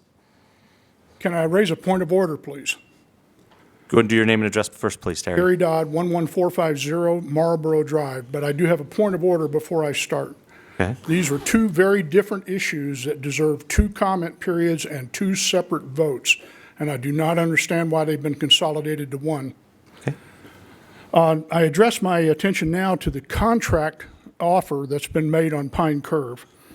I show these numbers on the overhead because they will become relevant in a minute. The old schoolhouse lot is at $25 a foot, Pace lot is at $28 a foot, and the East Main Street by Discovery is at $22, and we have this big discrepancy coming down to Pine Curve at $550. I'll show the next illustration just as a demonstration of responsible development that will show just how bad this offer is for the town. I don't blame Miller. They're a great company, and they see a sweet deal. They recognize it, and I grant that it's a really good deal for them.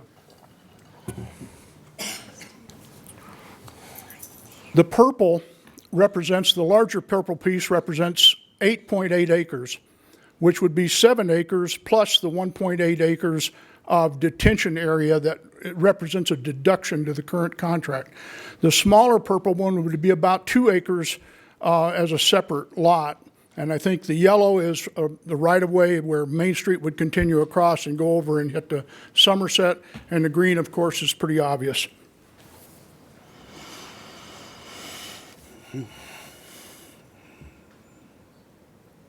If you'll follow the numbers with me, the list price is at $550 a foot. I believe that price, when it was appraised, was inclusive of all of the development costs that are normally put on a development, like the turning lanes, decel, XL, right-of-ways, detention. All of that was taken into consideration at the $550, and there should not be a deduction from that $550 on the entire amount of square footage. That is a cost of development. Look at the stated offer.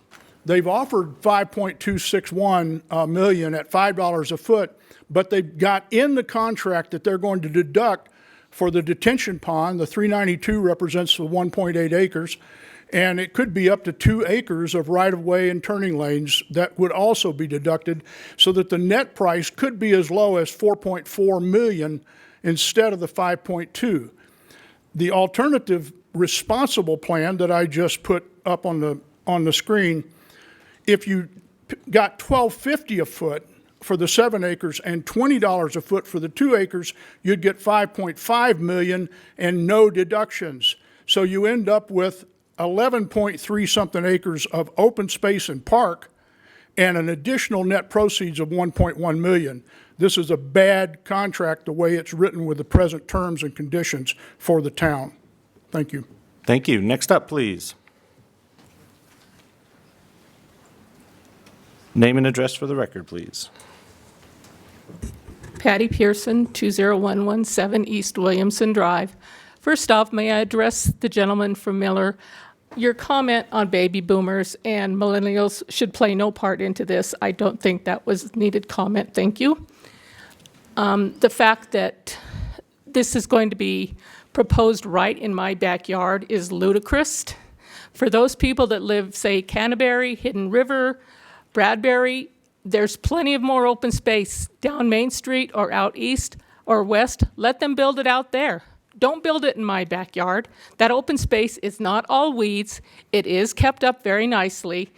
You do not have to deal with all the people, especially at Parker Days, because there is no parking. They come into my neighborhood, park in my neighborhood, and I can't even get out. So if you take away more parking, more open space, you're taking away from the people. I completely disapprove of this. This is the worst idea that you guys have ever come up with. The open space in Parker needs to stay. We have new power lines that we had no say in. And you're just taking and taking and taking. Please reconsider. Let the people have their open space. Let us have what we have. If you don't like the open space, I'm sorry, then don't live here. I moved here because it's a nice small town and because of the open space, and I want it to stay. I like my grandkids to be able to have a place to ride their bikes without worrying about maybe getting hit by a car, like is happening to so many bicyclists now because there is so much traffic in Parker. It's ridiculous. We don't need a Corner Star. We don't need a Southlands. I don't need a grocery store in my backyard or more townhomes. I can drive 5 minutes to Safeway or Walmart and be at the grocery store. I just want to be able to get out of my neighborhood, drive down Main Street, drive down Pine or Lincoln without having to sit and wait for, people coming out of a grocery store now. That's ridiculous. Thank you. Thank you. Next up, please. Name and address for the record, please. R.J. O'Connor, my address 19085 East Oak Creek Place, Parker. I want to address something that Mr. Maloney said in his comments about this contract and how the developer will have to stick to the agreement and the details of the agreement of this development. I would encourage every one of you people to talk to the homeowners of Preston Hills who got screwed out of the views they have because of the apartment complex that went up there. Those buildings were built over spec, and even with the allowance for turf and terrain, those buildings were still over what was allowed. I'm sure the homeowners over there during the 4th of July really enjoyed looking through the buildings that were not supposed to be at the level they're at. You have the whole hotel issue that happened years ago, few years ago, okay? That was a nightmare. recent shenanigans with the development plans and that going forth in Straw Ranch with the Dominium development that we recently captured that involved the developer and discussions with the town. We simply don't trust that this body can do what it says it's going to do because every time it's inconvenient, the rules get changed. It's not fair, it's not right, and that's why there is this massive trust issue. Opponents of this plan, the Pace Curve plan, have flat out been called that they've been told they're lying about the issue of apartments possibly being up there. Yet in the own development plan there, it says higher density residential. Anybody have an exact definition of what higher density residential means? Is it smaller houses with more bedrooms? I don't know what it means, but I know what you guys think it means. But for the regular Joe like me and the folks who don't trust what you do, higher density residential screams apartments. And the apartments that have exploded in this town over the last few years, just simply inexcusable. There's no vision and there's no trust. That's the problem in my eyes with this whole plan. Okay. Thank you. Next up, please.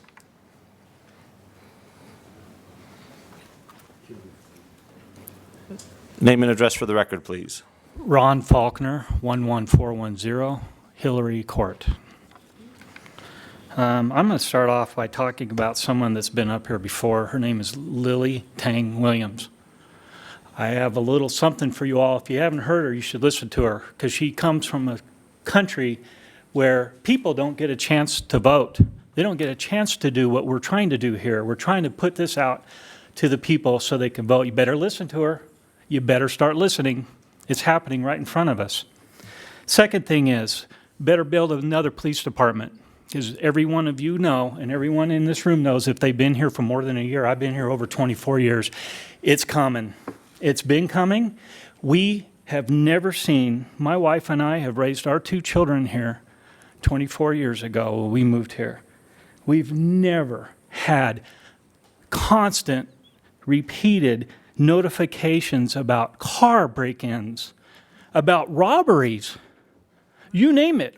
On and on and on and on. Yeah, it's becoming like Aurora.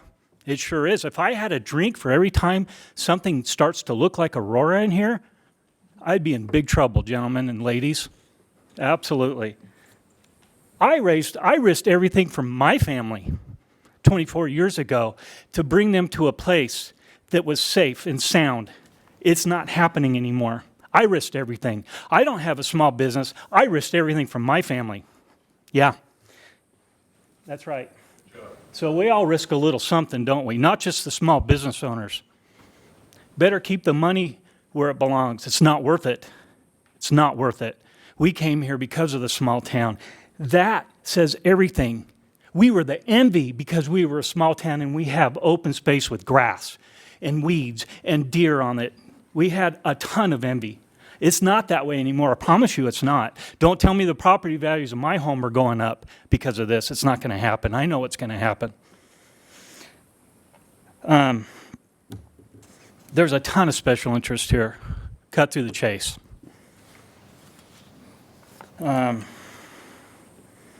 We don't need growth to be competitive. We were the competition in Parker. Really, truly, 24 years ago, I saw it. We were the envy because of the lack of what we'll call growth here. Ask my millennials what they think. Ask them today what they think about what's happening. They grew up here. Ask them. Ask some other millennials, not just the ones you think that would love to have the growth. Ask a bunch of millennials. You might find a lot of them have a different opinion. Thank you. Thank you. Next up, please. Next up, please.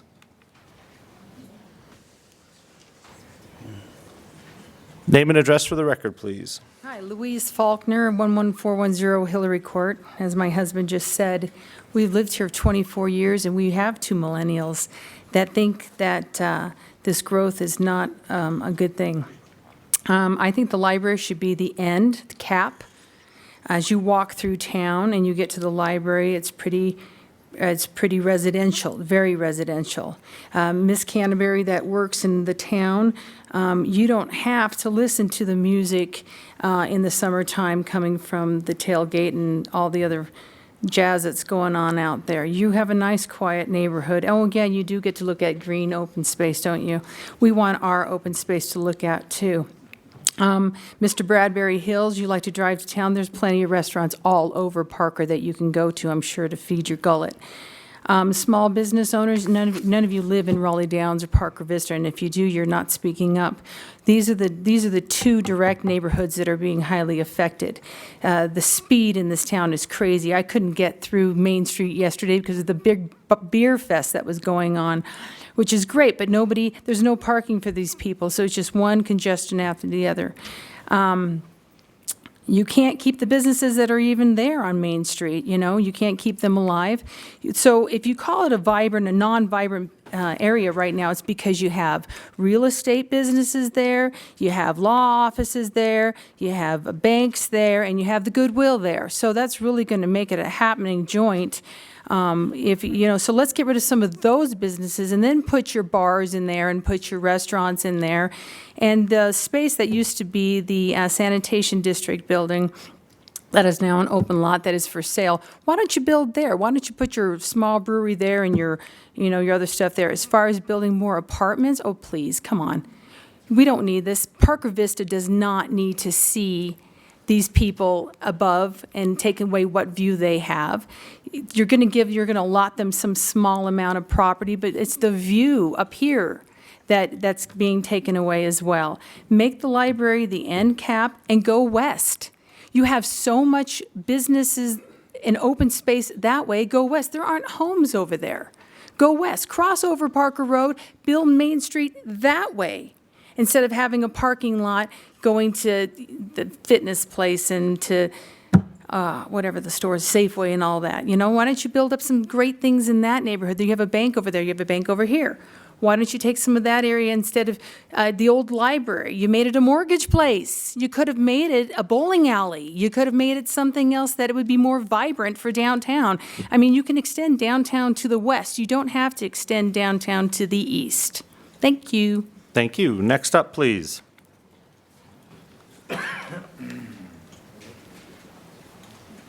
So just a reminder, if you want public comment, this is the time to come up and get in line. Name and address for the record, please. Hi, my name is Melanie Battisi, and I live at 20... I'm sorry, one more time. Melanie Battisi, 20315 Vista Circle. And so everyone's pretty much touched on a lot of the stuff that I wanted to talk about, so I'm going to probably have a pared-down version, but more about inefficient numbers and efficient numbers is what I want to hit on. So last year, the town offered a survey to the people of Parker concerning the development of Pine Curve. The surveys were biased towards commercial development and went even further to funnel participants' choices into A, B, C, or D options only. The survey had about 1,900 responses, and we also learned tonight that there were only about 800 of them that were actual citizens of Parker. That only accounts for a mere 3.5% of Parker's 55,000 citizens.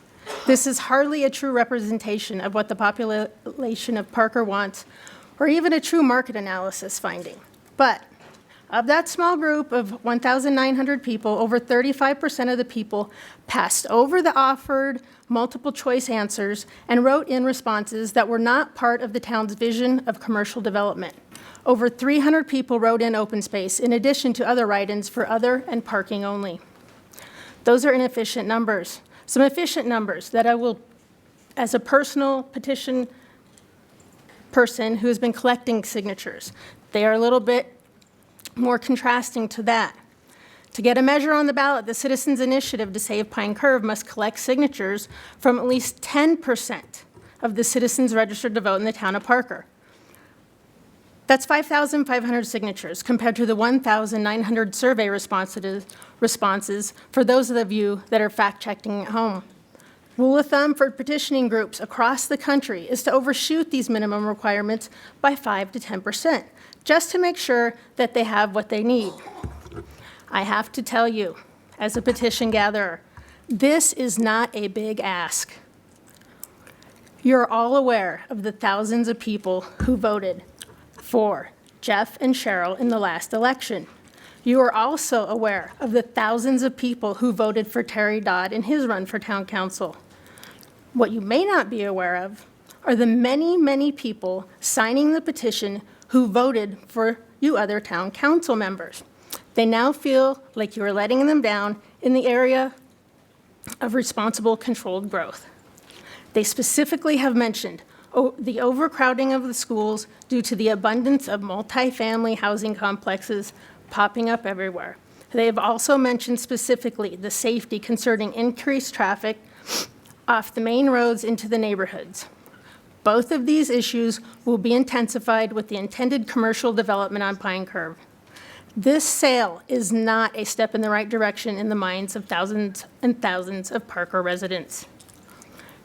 Also, keep in mind, when you are asking Thank you for very these much. extensions, Next it up, is not in their please. minds.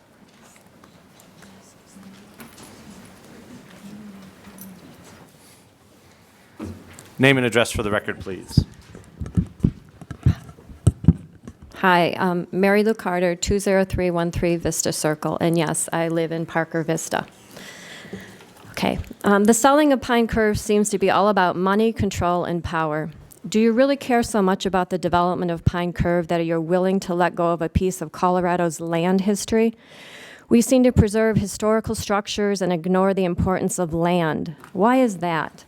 Today, land is a means to build something on it, be it a home or business. We've lost sight of how precious and important our land is to our history. So, let me ask you, do you care about the legacy we leave our children? Is a strip mall and big box shopping really what matters to our children? Do you care about preserving wildlife, or is it all about human life conveniences? Do you care that you want to turn Pine Drive into another Parker Road with ugly strip malls, ugly chain restaurant stores, ugly concrete and asphalt, and way too much traffic? Do you care to keep our historic district downtown truly historic? Do you care about the quality of life in Parker? As we plan for retirement and an eventual end of life, we won't remember that there was a strip mall 2 miles from our house, but we will remember the enjoyment we have with our family and the beauty of the place we have chosen to live in. Natural beauty is not buildings. Do you care about preserving the landscape that makes Colorado a great place to live?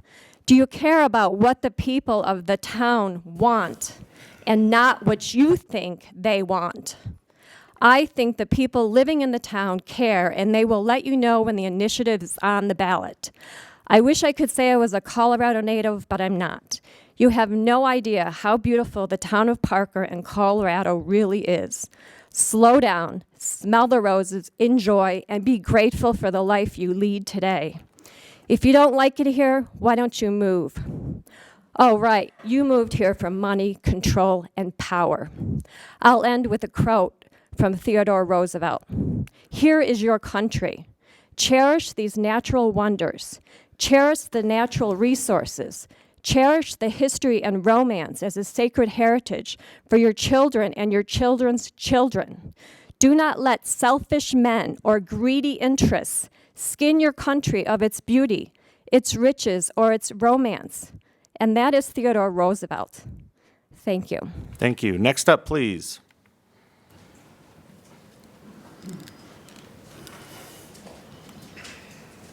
Name and address for the record, please. Mary Lopez, 11162 Cambridge Court in Raleigh Downs. I implore you, please, please do not develop Pine Curve. Don't develop the parking lot over at the Pace Center. My family moved here in 1988. Our youngest son was still a newborn at that point, so we've lived here now for 31 years. When I sit on my patio, I don't get to hear the birds as much as I used to. If I look out towards Main Street, I see the parking lot of the Pace Center. Well, now there's a really beautiful thing to look at.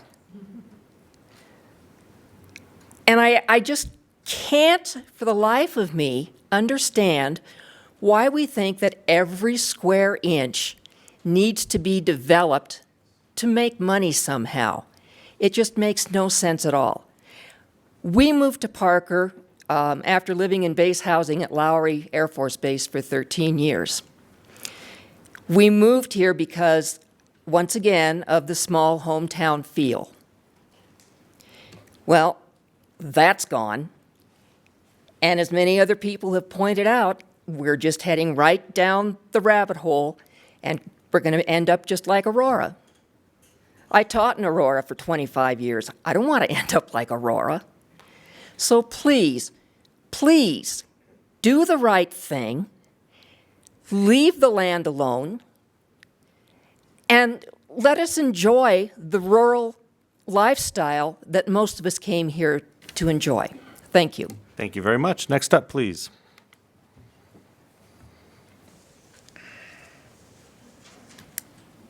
Name and address for the record, please. Mike Roche, 11425 East Regency Court. I have not moved since earlier in the Do you, evening. do you prefer Mike or Michael? Or do you carry Depends on if you're my mother, father, if you're getting in wife, or trouble? kids. That's the same way with me. I just wanted to make sure I had it down properly for you. Mike or Mike? Do you don't care? Doesn't Okay. matter. What's the middle name? The middle name? That's when you're really in trouble. J. Seriously, Michael. Just initial. Okay, because Michael J as well. So Are you just initial? No, it's James. If we both get yelled at Michael J, then we'll both be in trouble, I guess. So That's right. Go ahead, sir. We could have been basketball players. Couple thoughts. First of all, if I were sitting in here and had never heard the issue, it would become clear that there are different visions of Pine Curve in the town. One is focused on money, and one is focused on keeping it natural. And I think that the problem here is that my Main Street, as I've said before, was a bias survey simply because it didn't allow open space as an option, or even partial open space, or big chunks of open space. It didn't allow it. It ensured commercial development, which I think is a fundamental flaw and a disservice to all the citizens of Parker. That said, the two specific issues I would mention tonight are, first, I think the resolution 19075 is useless since you've already voted on your intent to sell the property. I don't think it's necessary, and I would recommend not doing it because I think it could be perceived as irritating by some people for no reason, because we already know you want to sell it. Secondly, I would recommend, whether you want to sign this contract or not, I would recommend you not vote to sign it, but that you postpone it. Because once you've signed it, your options and your flexibility and your search for a win-win, if you want one, won't exist because you'll have a third party who will have rights and interests that you will have to recognize. I would put it off until you explore other options and possibilities for the property. It's not going to be sold for months now anyway. Development plans probably won't develop quickly, so I would simply put it off until you explore all the options and possibilities. Those are my thoughts. Thank you. Thank you very much. Next up, please.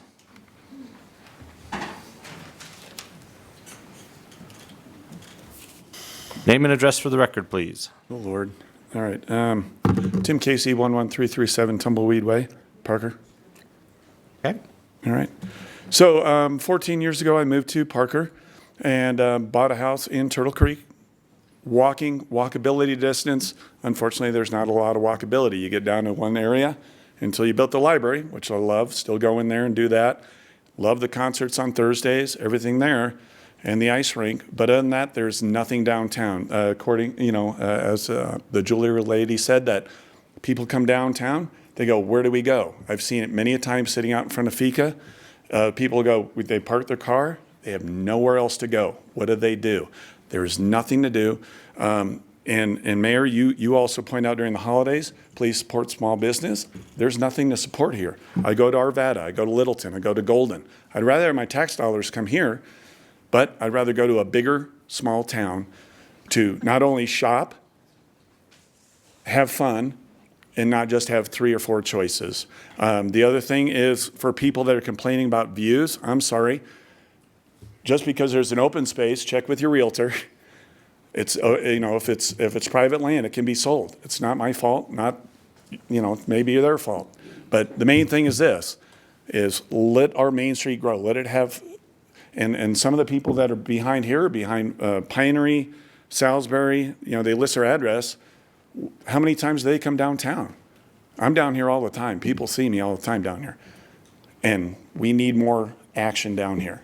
And especially like, they did leave the studio folks. I mean, they're trying to build up another business with different alternatives of, comedy and everything else at night, not just the tailgate and the loud noise that people are complaining or whatever, just different alternatives. We need different alternatives down here and more fun, walkability, stuff for the kids to walk down. We lost our candy shop, some of those things, everything else. My 2 cents. Thank you very much. Next up, please. Name and address for the record, please. Hi, Tony Mango, 8632 Thunderbird Road, Parker, Colorado. I've lived in the Parker area for 23 years. I've owned a small business downtown now for 11 years. Today, these town parcels generate 0 revenue for the town, the county, the school district, the fire department, the police department, or any other public agency that relies on property taxes. Since these are town-owned parcels, they're exempt from property taxes.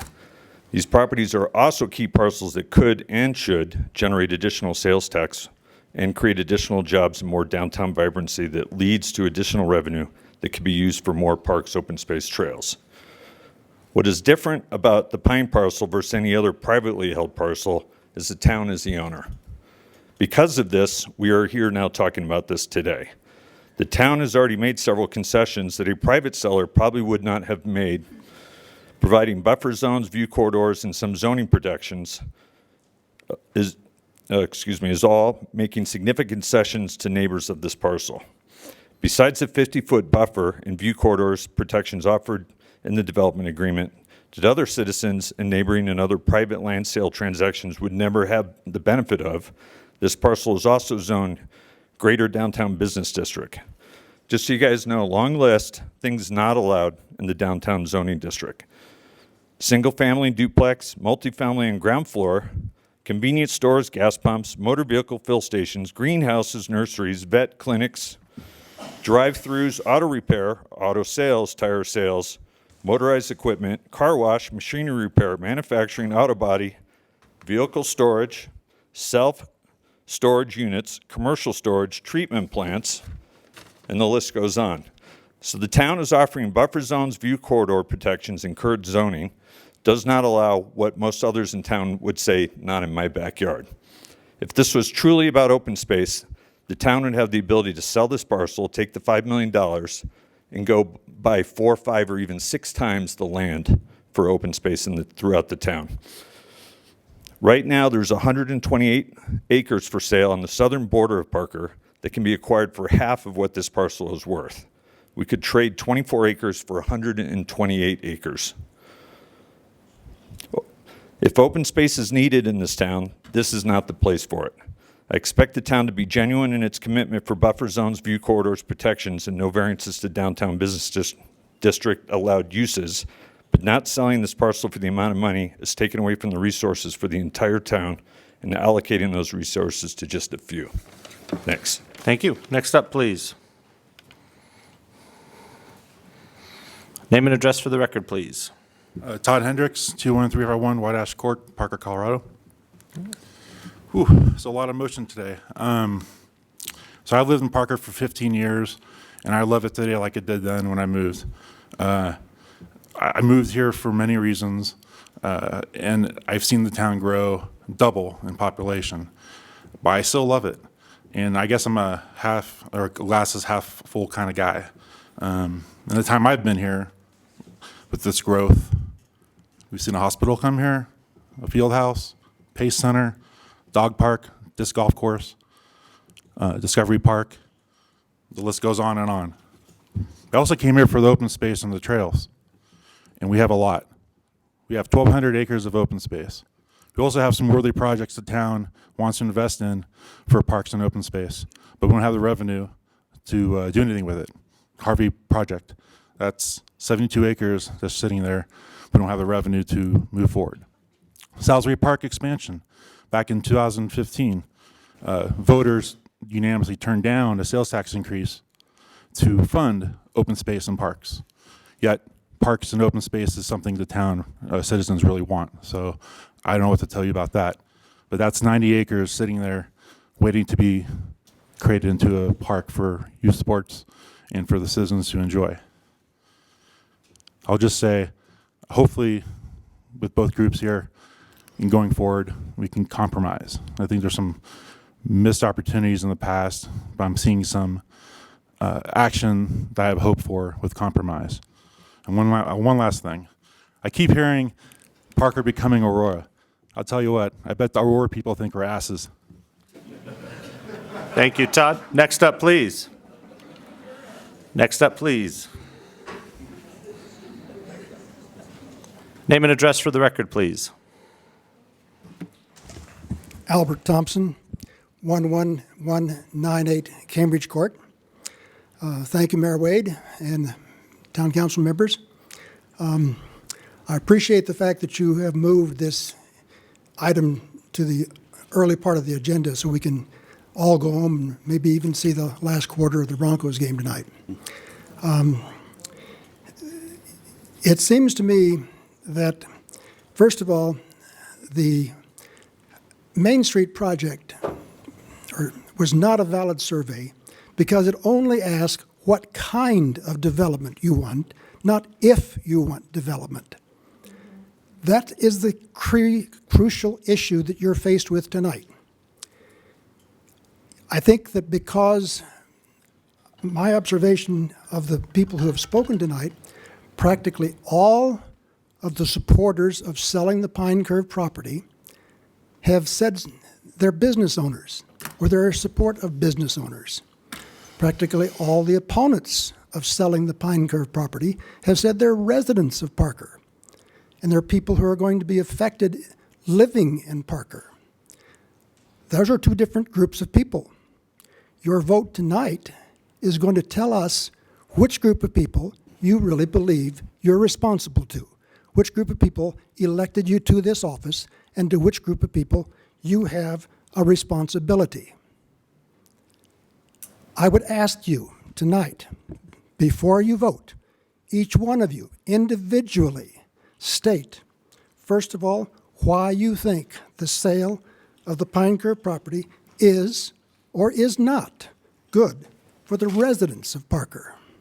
And secondly, why you think the citizens of Parker should or should not be allowed to vote on the sale of the Pine Curve property. I think that the suggestion that had been made earlier, that you table this tonight and look for some kind of win-win solution, would be far preferable. The main reason there's a petition, a citizens initiative petition before the citizens of this town now is because we were not given any opportunity other than what kind of development do you want? That is not what the residents of this town, or at least on this side of town, want. They do not want the kind of development that is being rammed down our throats. Thank you. Thank you very much. Next up, please.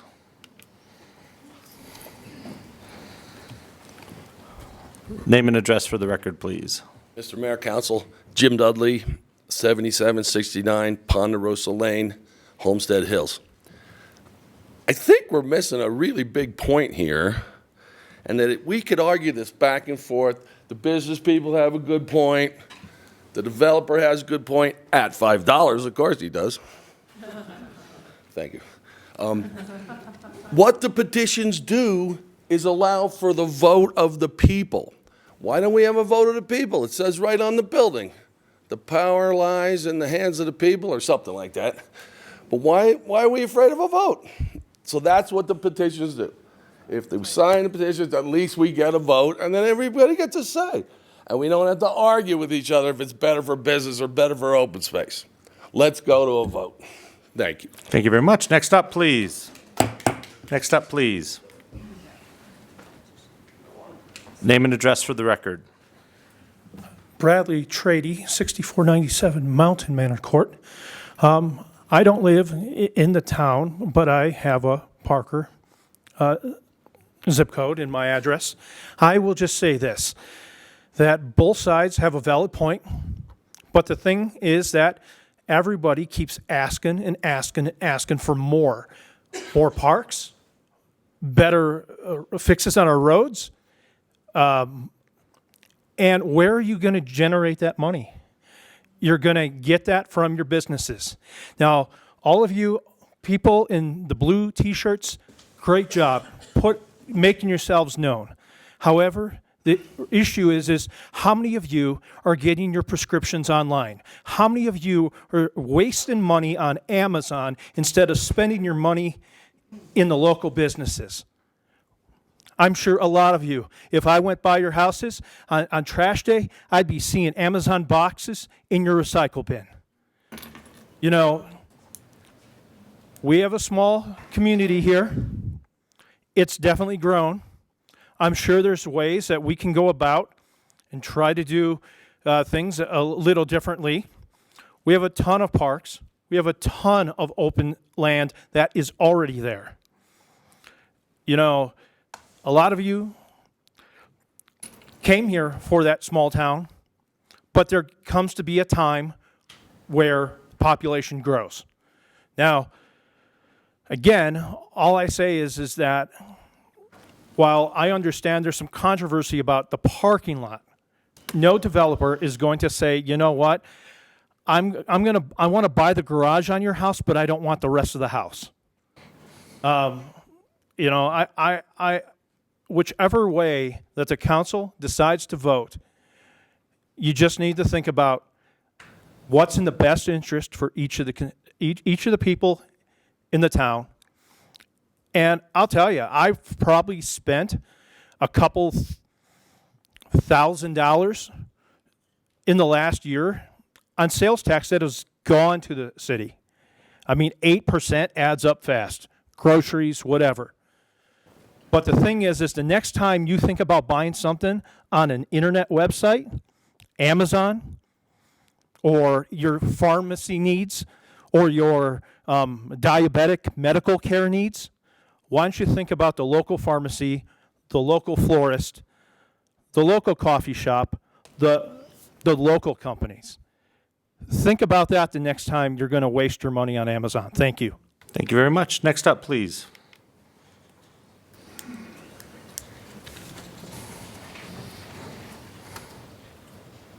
Name and address for the record, please. Good evening. Karen Lee, 9263 Wild Elk Place, Parker, 80134. Okay. Hello, council and everyone here. I'm a visionary. I own Karen Lee Designs, been in business for 30 years. I can see something fabulous there. I can also see a disaster. So is it okay if I ask a question? If you sign this petition and the developer that has offered, do you have any say what's going to be developed, how it's going to be developed, the design process? Does the community of Parker have any say? Does the town council have any say? Because again, design and creativity is a process, and working all together, I can, right away, I have to get it in. I can see a walkway over Pine, over to the Pace or the Pine, or to the library. I can see a beautiful development there, but if you sign the petition, do you have any say? That's my question. Can you answer me? When we get through public comment. Okay. Thank you. Thank you very much. Next up, please.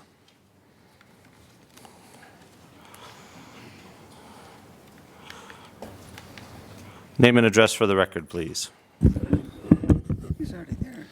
Rob Owens. He gave public comment on the general public comment like others did. There were several that gave, RJ and Joy and all of them also gave comment. So Rob's giving it separate here. Name and address, please. Rob Owens, 20990 Omaha Avenue, Parker, Colorado. So I am a business owner in Aurora, and I'm a resident in Parker. I'm very close to Southlands at work every day.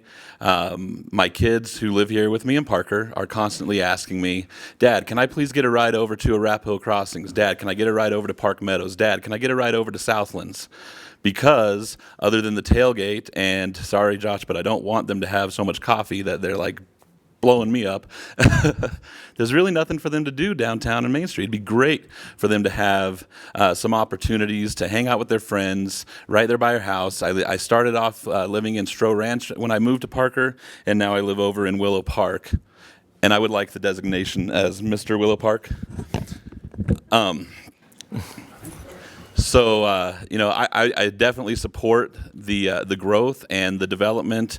Obviously, a big apartment complex would be ugly, and, nobody wants to see that. And I don't think that anybody has said that that's what's going to happen, other than people that I've heard that are trying to get people to sign petitions for a vote. So I would encourage the people that are signing the petitions, including the town council person that's doing it, to not tell people that the town is just trying to build large apartment complexes and big box grocery stores and things like that. I feel like people that are signing the petition are being misled to some extent to what the true intention of that property is. And I'd like to see, if it's going to be a fight, it's going to be a fair fight. So if people want to have a vote, great. People should vote. We're entitled to our vote. However, let's make sure that people have the correct information. Thank you. Thank you very much. So we'll go ahead and close public comment at 9:13 p.m. I would just ask the gentleman in the chair, since he couldn't queue up. I'm sorry? I would just ask the gentleman in the chair. Sir, did you want to have public comment? In the Yes. chair in the back? No? Okay. Thank you very much. I didn't see that there was someone sitting back there. There was only one question asked during public comment, the young lady over here just a little bit ago. So to answer your question, as the attorney mentioned earlier, this is just the purchase and sale agreement. Everything that goes forward in terms of the development plan, the plat, everything else, all of that has to come back in front of this body for public hearings, for opportunities for public input.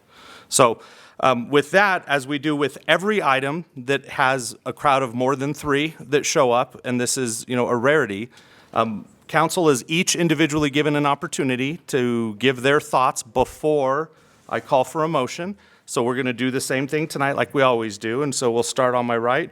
Josh, do you have anything that you'd like to add or say, or questions? I believe that the biggest answer that I see with Pine Curve is traffic. And it's not in the way that I think that you guys are seeing it. The issue for me is keeping the traffic, or keeping us on the east side. When we have to traverse Main Street and we have to go down Main Street and we stop a signal on Parker Road southbound or Parker Road northbound, that creates a logjam. The answer for traffic in a community is to keep what you need on a daily basis near where you live.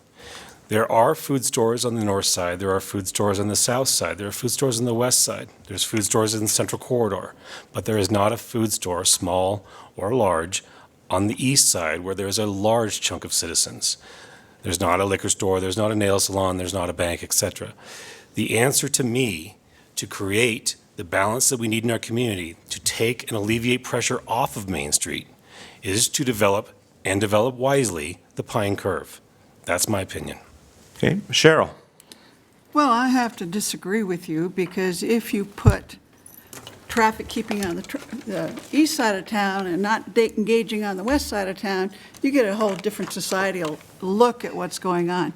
If you don't want traffic on Main Street, we can accommodate that. That's what I heard you say, is too much traffic on Main Street. I heard DBA say they want more traffic. Take your pick.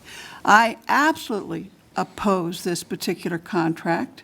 I think it's a bad contract for the town. There's not enough money in it. There's been no discussion of buffering for the citizens in other subdivisions. There's been no discussion. The answer is, well, we don't know what it's going to be, what's actually going to go there. There should be a better plan in place before we agree to sell this property. Jeff. So I agree, and I just want to point out three things, or what I heard from three individuals, Mr. Dodd, Mr. Roche, and Mr. Thompson, I believe. It sounds like there's room to negotiate. Sounds like the petition committee is willing to negotiate on this. And, I think that's the best thing we can do. We've already done it now with the Pace lot. Councilman Rivera and Councilman Dyack and our planning director, John Fusa, met with the committee, had a good discussion, and I think we're making good progress there. I would really like to see us do the same thing here. As I look at a contract innately, I look at how much are we going to get, what are we going to build, and what's the assurity that we have, what's the risk factor. I don't know anything, right? So I don't know the number because I know it's $5 a square foot, but I don't know anything else. I don't know how many square foot we're selling. So we could be selling it for half. No idea. What are we getting? I don't know. We don't know until after the agreement is signed. And I don't want to be the guy that stands here and says, well, I was for it before I was against it. And so I'm not going to do that. But the last thing I just want to, reiterate is the fact that we have this great opportunity here with the Citizens Initiative to work with the town and the citizens to come to something that we all can support. And I think we can get there. I looked at Terry's drawing when he showed it. I think we can get there. I don't think we're that far off. We weren't that far off with the Pace lot, and I think we can make this stuff amicable. So I think if we just have a little bit of patience, a little bit of time, the other thing is the fact that, and I asked the attorney, Jim Maloney, at our meeting to read into the record what happens with the Citizens Initiative in regards to the property. The fact of the matter is we're on hold until October 9th when the due date is for turning in the signatures. If the signatures are solidified and validated, then we have an election in January, so it's still on hold. All during that time, the developers team is working and expending money and time. Our team here in the town is spending money, time, resources, and it could all be for naught based on October 9th and sometime in January. So I would echo the sentiments that we put this on hold, but I would also encourage my fellow council members that we get to the negotiating table with these good citizens and try and work out a deal. Renee. Thank you, everybody, for your comments and your participation in the process. It is appreciated. Pine Curve is a very, very important piece of property, obviously, to the town of Parker and to the town of Parker's citizens. And I think we need to do whatever we do with it wisely. I'm all for a ballot initiative, but I'm for an honest ballot initiative. So I would just ask that all of us try very hard to make sure that when we're speaking, we speak facts. And if it goes on a ballot, then the citizens will decide, and we'll go with whatever that is. If it does not go to a ballot, then this body up here is elected to make those decisions. And I believe each and every one of us sitting up here will do what we believe is in the best interest of all of our citizens. Thank you. Debbie.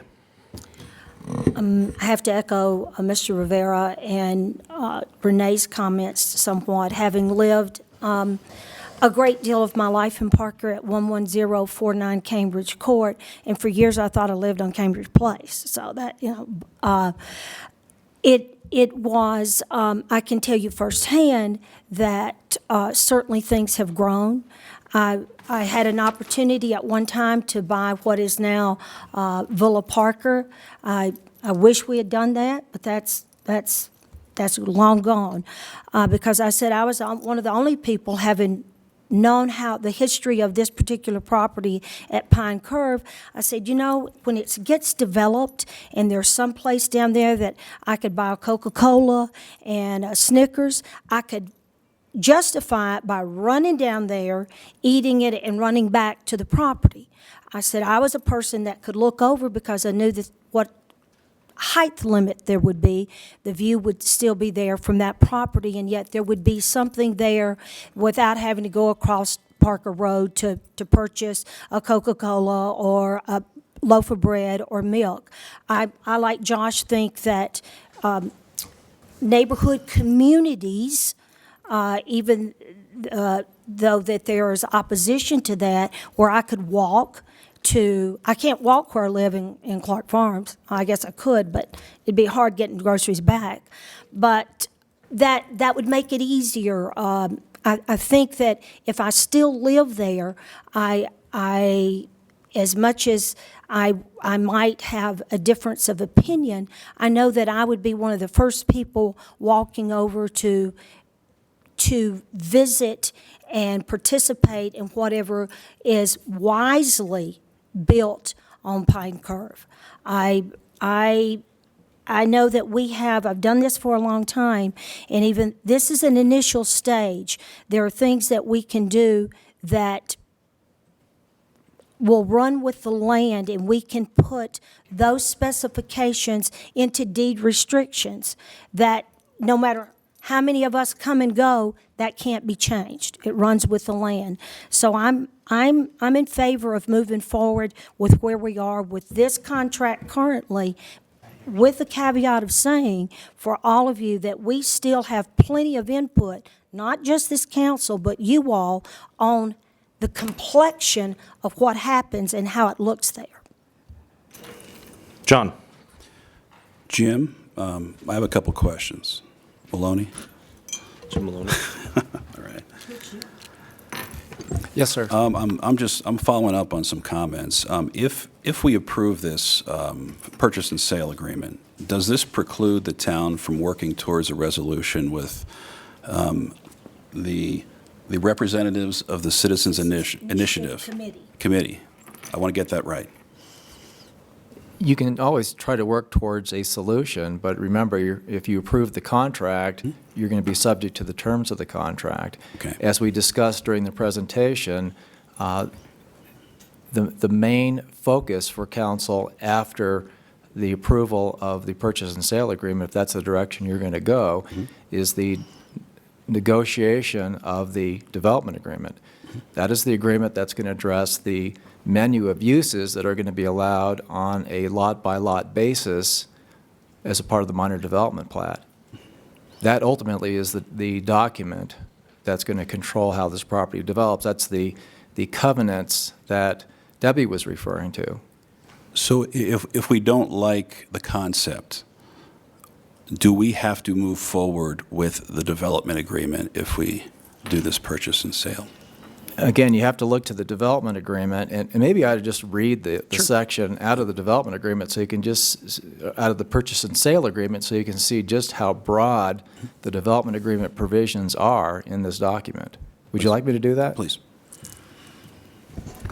So this is section 6.4 of the purchase and sale agreement, and it says within 60 days after buyer submission of the application for the minor development plat to the town, seller shall submit to buyer for buyer's review and approval. And again, to be clear, it's the town that's preparing the development agreement for review by the developer. So I'll start over again. Within 60 days after buyer's submission of the application for minor development plat to the town, seller shall submit to buyer for buyer's review and approval, subject to town council's final approval, a development agreement that addresses and encompasses such matters as seller shall require, including without limitation the following, the seller being the town. 6.4.1, the proposed development of the property must implement the vision and plans of the town of Parker, and there's 4 bullet points. The 2035 master plan, Main Street master plan, downtown safety circulation improvement study, cultural department strategic plan. 6.4.2, the proposed development of the property must advance the Parker Central Urban Renewal Area Plan. There are 4 bullet points under this item: removal of blight conditions, consideration of diverse land uses, development that considers the preservation of community character, development that provides investment into public realm improvements. 6.4.3, the proposed development of the property must be consistent with the My Main Street strategic framework. Again, that's the framework which identifies the uses that are recommended as a part of the Main Street project. 6.4.4, physical constraints property profile must be considered. There's 4 bullet points under this item. Development is required to provide a 55-foot wide buffer adjacent to the Parker Vista neighborhood. An easement will be granted to the town for detention pond purposes. Development will be required to preserve view shed or view corridors through the site west to east adjacent to the Parker Vista neighborhood. Right-of-way that may be necessary for future auxiliary turning lanes on Pine Drive. 6.4.5, permitted use designations and restrictions for each development tract or platted lot as applicable shall be included.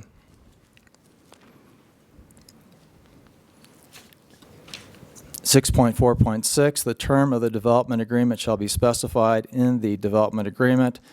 The development agreement shall not displace, limit, or supersede any ordinances, regulations, or procedures required by the town for the purchase, platting, or site planning for the property. I want to emphasize it does not address zoning or uses. So what controls here is the development agreement. In the event of any conflict between the provisions of the development agreement and the ordinances, regulations, or procedure of the town specifically related to the purchase, platting, and site planning of the property, the ordinances, regulations, and procedures of the town shall control. Again, it doesn't reference zoning or uses. That's going to be addressed in the development agreement. The development agreement shall be contractual and shall also constitute a private imposition and grant to the town by buyer of covenants, conditions, restrictions, and equitable servitudes governing the development and use of the property shall run with the land. That's your point, Debbie. And shall be binding upon the buyer and all grantees, successors, and assigns of buyer who take title to any portion of the property. The deed shall state that it is subject to the development agreement, and the development agreement shall be recorded upon closing immediately after the deed and before the recording of the subdivision agreement described above. The subdivision agreement is the agreement that identifies the public improvements that the buyer will be obligated to build as a part of this project. The approval of both buyer and seller to the terms of the development agreement shall be conditioned precedent to the consideration of the minor development plat, the Main Street plat, the subdivision agreement by town council for the benefit of both buyer and seller.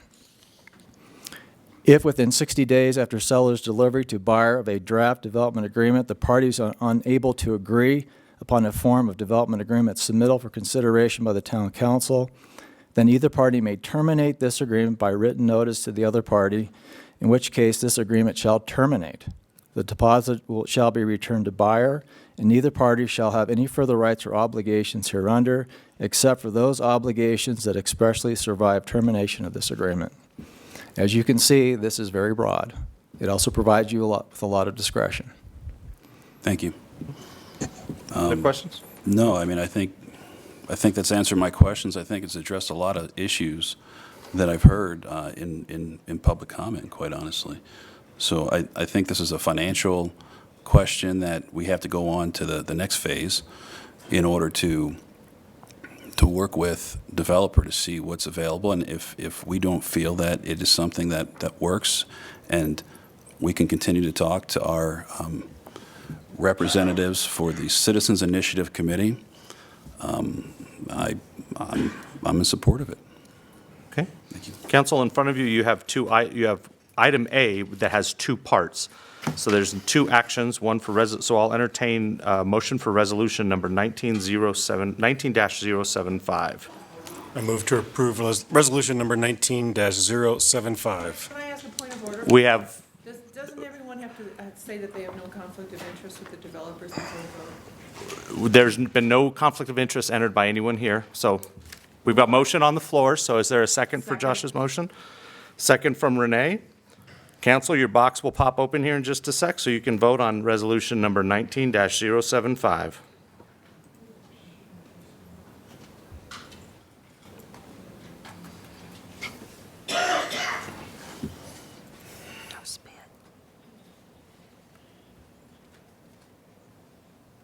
Did your boxes pop open? Yeah. Motion passes with 2 no votes from Jeff Toborg and Cheryl Pogue. You have ordinance number 1.536 on second reading in front of you. Mr. Mayor, I'm going to move to delay the approval of ordinance number 1.536 to a date certain after October 9th. We have a motion by Jeff to delay. I I'll need a second. We have a second from Cheryl. Council, in just a sec, a box will pop up for you to vote on a delay.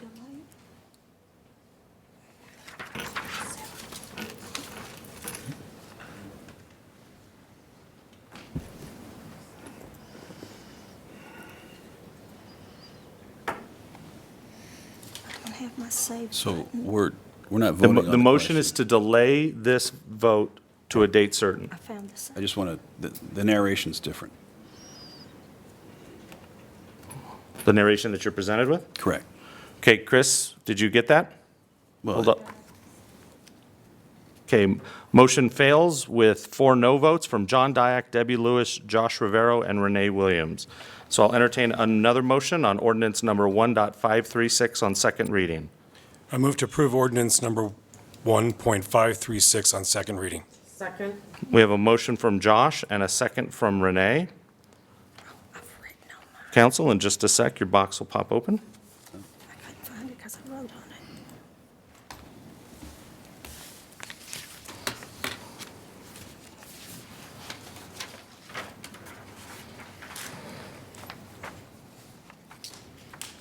Motion passes with 2 no votes from Cheryl Pogue and Jeff Toborg. Next item up is item 5B. Mr. Mayor, I request a 5-minute. Okay, we have a motion for a 5-minute recess to hit the bathrooms. Is That's fine. second that? Okay. We'll call a recess at 5:30, or excuse me, at 9:33 and reconvene in 5 minutes.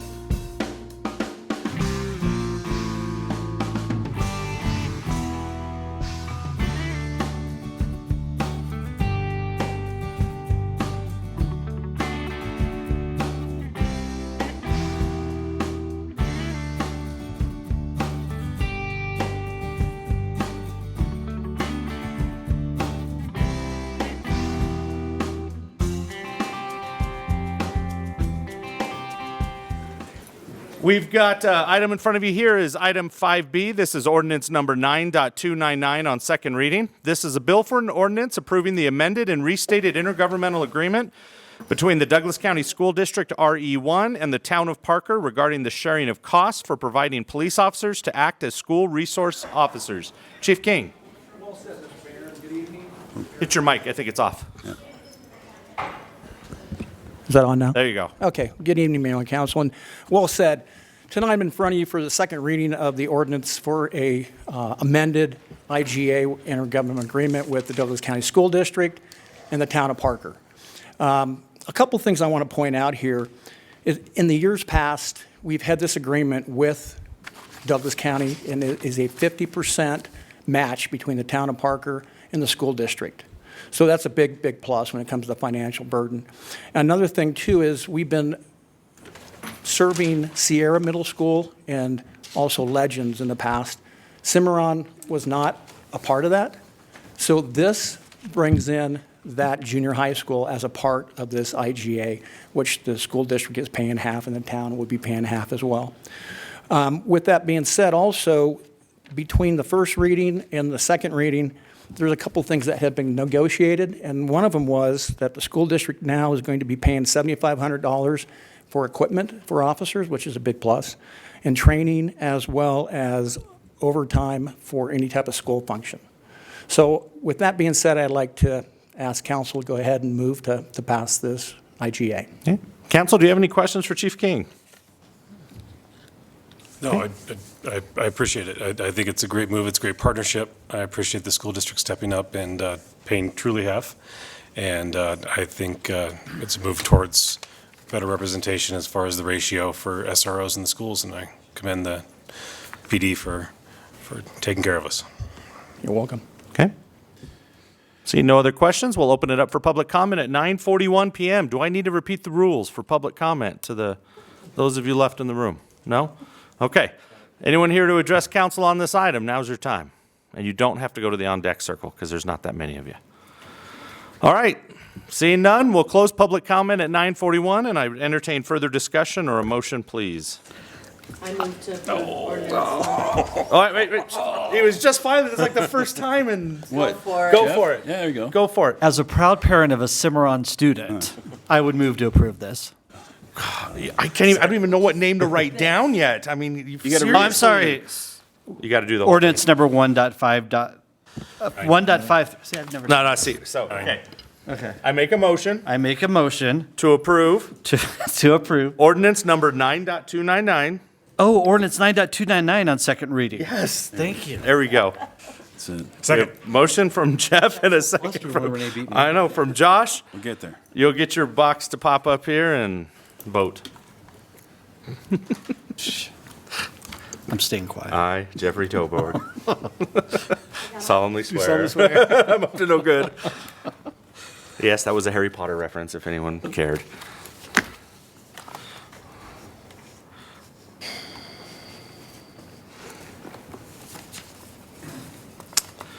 Motion passes unanimously. Next item up is item 6A, and I'm going to apologize in advance to everyone in the room. 6A is one item, and it has 14 parts. Now, we're going to have one presentation, not 14 presentations, but I legally have to read in all 14 of them. So if you hate the sound of my voice, if you're watching on the live stream at home, go ahead and hit mute. Look, August is getting up because he hates the sound of my voice. Thanks a lot, dude. Go on. All right, so we have in front of you the Chambers Road annexation and zoning, consisting of ordinance number 2.268 on second reading, which is a bill for an ordinance approving and accomplishing the annexation of contiguous unincorporated territory known as the Chambers Road Main Street Tract P property in Douglas County. Resolution number 19-071, which is a resolution to set forth town council's finding of fact and conclusions as the eligibility of the Chambers Road and Public Service of Colorado right-of-way property for annexation into the town of Parker. Ordinance number 2.269 on second reading, which is a bill for an ordinance approving and accomplishing the annexation of contiguous unincorporated territory known as the Chambers Road and Public Service Company of Colorado right-of-way property in Douglas County.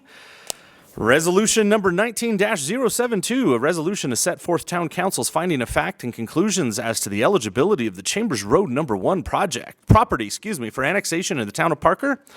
Ordinance number 2.270 on second reading, which is a bill for an ordinance approving and accomplishing the annexation of contiguous unincorporated territory known as the Chambers Road Number 1 property in Douglas County. Resolution number 19-073, which is a resolution to set forth town council's finding of fact and conclusions as to the eligibility of the Chambers Road Number 2 property for annexation in the town of Parker.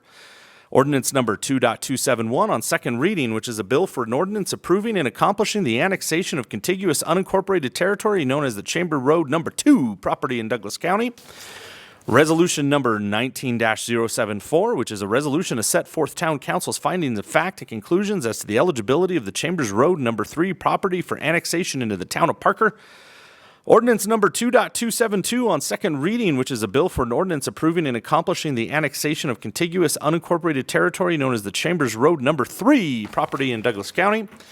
Resolution number 19-067 is a resolution to exempt certain real property commonly known as Main Street and Chambers East Subdivision Filing Number 1 from the definition of subdivisions and subdivided land as contained in the Town of Parker Land Development Ordinance.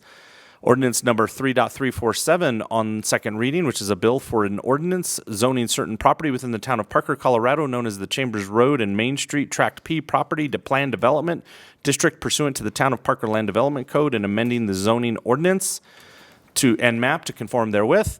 Ordinance number 3.348 on second reading, which is a bill for an ordinance zoning certain property within the town of Parker, Colorado, known as the Chambers Road and Public Service Company of Colorado right-of-way property to PF Public Facilities District pursuant to the Town of Parker Land Development Code and amending the zoning ordinance and map to conform therewith. Number 13, which is ordinance number 3.349 on second reading, which is a bill for an ordinance zoning certain property within the town of Parker, Colorado, known as the Tract T property to OS Open Space District pursuant to the Town of Parker Land Development Code and amending the zoning ordinance and map to conform therewith. And finally on this one, ordinance number 3.350 on second reading, which is a bill for an ordinance zoning certain property within the town of Parker, Colorado, known as the Main Street and Chambers East Tract D property to OS Open Space District pursuant to the Town of Parker Land Development Code and amending the coding ordinance and map to conform therewith. Stacy, don't make me read all that again, please. All right. But before you talk, you have to take a deep breath. Every time. I was going to try to get like 2 in at a time, and then I would pass out, and then you guys would like draw pictures on my face with a Sharpie before I woke up, and it just wouldn't be good. So, Stacy, rock and roll. All right. Thank you, Mayor and council members. So this is a proposal to annex and zone several pieces of property along Chambers Road and Main Street as required within the Intergovernmental Agreement, or IGA, between the town of Parker and Douglas County for the construction of Chambers Road south of Main Street. So the town of Parker and Douglas County entered into an IGA in August 2015 for cost sharing of the Chambers Road widening from Main Street to Hess Road. The Chambers Road widening and related improvements identified in the IGA were completed in 2018. As a requirement of the IGA, the town agreed to annex the section of Chambers Road located in unincorporated Douglas County from Main Street south to the town boundary at the Heirloom or Parker Homestead neighborhood. In addition to the roadway annexation, the town is proposing some additional cleanup items. The area to be annexed and zoned consists of multiple properties and will require 5 separate annexations, an exemption plat to plat the Main Street right-of-way, and 4 separate zonings. The annexation map may look different from the zoning map because the zoning map only includes property outside of the right-of-way, as right-of-way is not zoned. The area on this map that is hatched is not a part of this project and is currently located in unincorporated Douglas County. So we will be discussing the annexation and zoning applications in a particular order. This order matches the way the properties will be annexed in order to meet the contiguity requirements. As I go through the presentation, the property we are discussing will be outlined in red on the larger project map. So the first property is Tract P of Meridian International Business Center.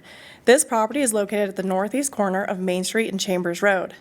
Tract P is a half-acre remnant parcel that was dedicated to the town of Parker by Shea Homes. The town of Parker has agreed to annex this parcel and zone it as part of the Newland Crossing Plan development. This parcel will be dedicated to the Newland Crossing developer to become future commercial development. The second zoning and annexation request is the Public Service Company of Colorado, or PSCO property, which is located at the southern end of the Chambers Road annexation project, north of the Heirloom Park, or Parker Homestead subdivision. The PSCO property consists of a portion of the PSCO or Excel utility corridor. This is the property with the large transmission towers. The portion of property outside of the Chambers Road right-of-way will be zoned public facilities. In this map, you can see the green area is the entire annexation area, where the blue is just the zoning. So the blue is just everything outside of the right-of-way. So the third request is a portion of the property located north of the PSCO property and the first of 3 sections of the Chambers Road. This is the Chambers Road annexation number 1. The portion of property outside of the Chambers Road right-of-way will be zoned. This property is currently vacant and includes a portion of the east-west trail. This property is proposed to be zoned open space. The fourth request is the second of 3 sections of Chambers Road to be annexed. This is the Chambers Road annexation number 2.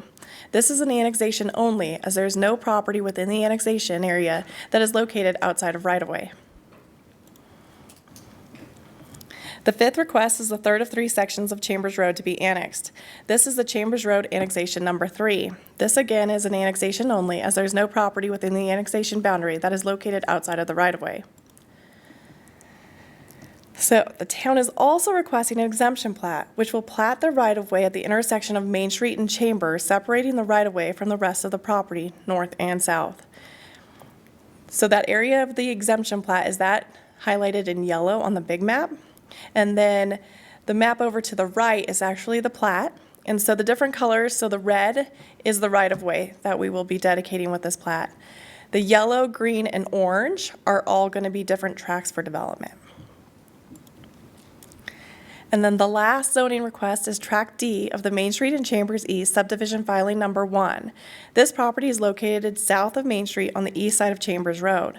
This property was annexed as part of the Newland Crossing annexation, but was never zoned. This is a cleanup action which will give the portion of this property south of Main Street a zoning designation of open space. The annexation and zoning of these properties will align the town's western boundary with the planning area for the Parker 2035 master plan, reflect existing town ownership of right-of-way, and ensure the continuity of municipal services. Staff has reviewed the proposal, and as outlined within the staff report, has determined that the project is consistent with the master plan. The project satisfies the 9 criteria required in the land development ordinance to rezone the properties. Referral agency comments have been addressed. And the Planning Commission heard the zoning request on August 8, 2019, and recommended unanimous approval. Therefore, staff recommends that Town Council approve the Chambers Road annexations, zoning, and exemption plat. This concludes staff's presentation. I do have Chris Hudson, who is the Public Works Manager, here with me tonight, who can address any questions you may have as well. Thank you very much. Before we ask Mr. Hudson if he has any questions, Council, do you have any questions for Stacy? I actually have questions for Hudson. Ooh, okay. Seeing none for Stacy, and she's like, I'm out! Hudson! Chris? Good evening, Mayor and Council. I answer any questions, but first I just want to thank Community Development and our legal department for helping get this through. It was one little line in an IGA from 2015 that resulted in the mayor almost passing out tonight. Yeah, blew up into something crazy and wild, right? Yes. Josh? So obviously annexation of the sliver of Shay's property, and we are responsible then for maintaining Chambers Parkway. Does that go towards our discussions as far as making it equal? Douglas County plows some of this. This is our property. This is their property. Correct. I mean, when this gets done and you look at the overall snow plowing IGA that you're talking about that we have with the county, this actually makes it a much more equitable arrangement of who does what when this is done. Is there any, Stacy, is there any future plans for Shay's sliver? What is it zoned in the county now? So Tract Q, which is the portion that is hatched, that is within the plan development that's located at the Stepping Stone Plan Development. It's currently outlined for open space. We have been working with Shea Homes. We've been talking with them. They would like to dedicate it to the town at some time in the future. We were waiting on that. We couldn't wait any longer, so we moved forward without it. We do anticipate that that will come into the town at some point, but it's not a part of this. Excellent. That's perfect. Other questions, council? No? All right, seeing none, we'll open it up for public comment at 9:53 PM. If there's anyone here wishing to address council on these 14 items. Seeing none, we'll close public comment at 9:54. Now, council, you do have 14 items in front of you, so that means 14 motions and 14 seconds and 14 votes. So you're going to really put our town clerk staff to the test on how fast they can update your voting windows. So, Mayor, since we're so close to the bewitching hour. oh, thank you. Thanks for pointing that out. So before we do that, council, I don't think we need to have them do this. I can do it by a voice vote, correct? As town ordinance states that council meetings are to end at 10 PM unless you guys vote to go past 10 PM. So I have to ask you guys right now, would someone be willing to make a motion to allow our meeting to go past 10 PM? Did you motion that? Okay, motion by Cheryl. Who's going to get a second by Renee? Voice vote, all in favor? Aye. Any opposed? I think Stacy's opposed. Jeez, thanks a lot. All right, so we can continue on past 10 o'clock. Thank you, Jim, for reminding me of that. So, council, you have in front of you, I need a motion for ordinance number 2.268 on second reading. I move to approve ordinance number 2.268 on second reading. I'll second it. Motion by Josh and a second by Cheryl. I so wish we could just do these voice vote. Just click through them. Should be that catch-all. Prove everything from 1 to 14. Yeah, can't we do that? We can't, unfortunately. It's like when you close on a house and you have to sign on every little thing. Motion passes unanimously. Next item is. I move to approve resolution number 19-071. Second. Motion by Josh and a second by Renee. Council, please vote when it pops up. They should have an over-under online about how far we get till I start the radio voice. Please don't. Please don't? Don't do it. No radio voice? No. Come on. No? Don't want it. Shakespeare. Oh, methinks I like it.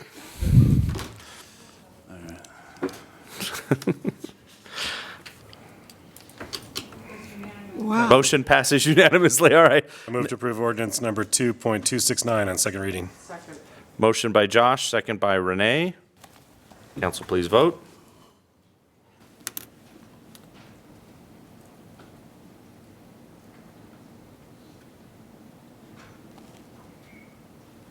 Wait, hold up. I'm seeing a different number on the screen in front of us than what's on our sheet. Oh, there's a box. 2268. Because the one I'm looking at says ordinance number 2.269. Yep. That was my motion. All right. So it should be 6.9. We've got 6.8 in front of us. Should be 6.9. 6.8 is on page 2. Okay, now the correct one's in front. All right. Just making sure we're all good, so y'all know I actually read this stuff.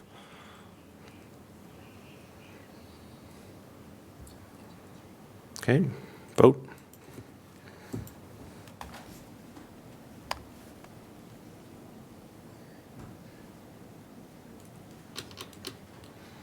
Motion passes unanimously. Next item. I move to approve resolution number 19-072. Second. Motion by Josh, second by Renee.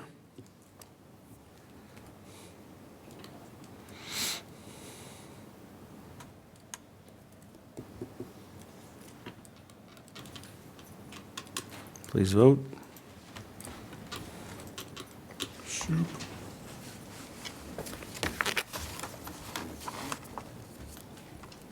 Motion passes unanimously. Next item. I move to approve ordinance number 2.270 on second reading. Second. Motion by Josh, second by Renee.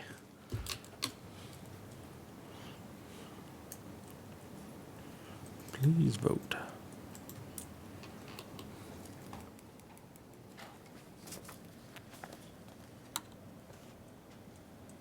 Motion passes unanimously. Next item. I move to approve I move to approve resolution number 19-073. Second. Motion by Josh and a second by Renee.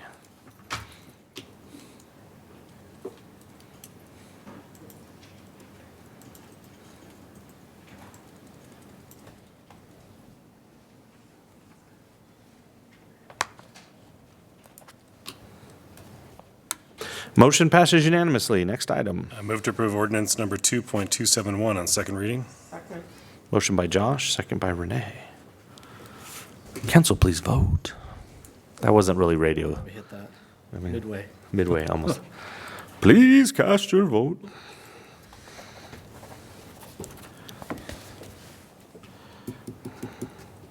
Motion passes unanimously. Next item. I move to approve resolution number 19-074.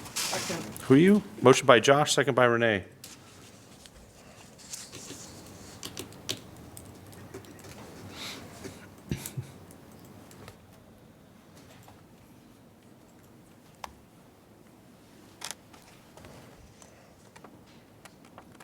Motion passes unanimously. Next item. Move to approve ordinance number 2.272 on second reading. Motion by Josh, second by Renee. Come on, folks. Your machine. Oh, where are we at? A little variety. They should arm wrestle for it. Motion passes unanimously. Next item. I move to approve ordinance. Yeah, it is. Resolution. I move to approve resolution number 19-067. Second. Motion by John, second by Josh. Council, please vote.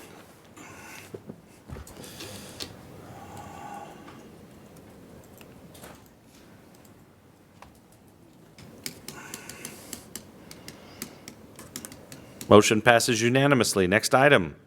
I move to approve ordinance number 3.347 on second reading. Second. Motion by John, second by Renee.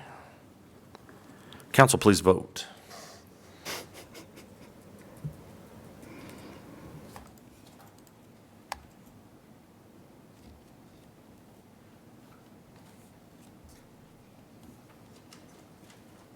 Motion passes unanimously. Next item. I move to approve ordinance number 3.348 on second reading. Second. Motion by John and a second by Renee.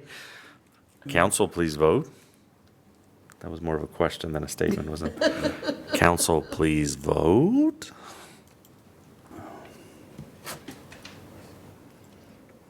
Motion passes unanimously. Next item. I move to approve ordinance number 3.349 on second reading. Second. Motion by John, second by Josh. Council, please vote.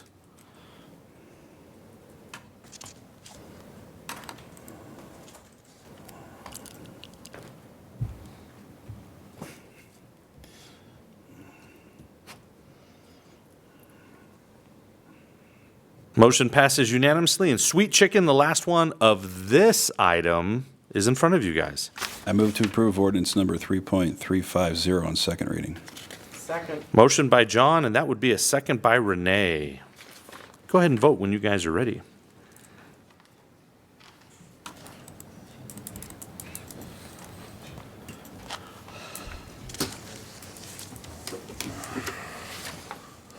Motion passes unanimously. Next item up, we have item B, which has three parts to it. This is a presentation for Hess Ranch.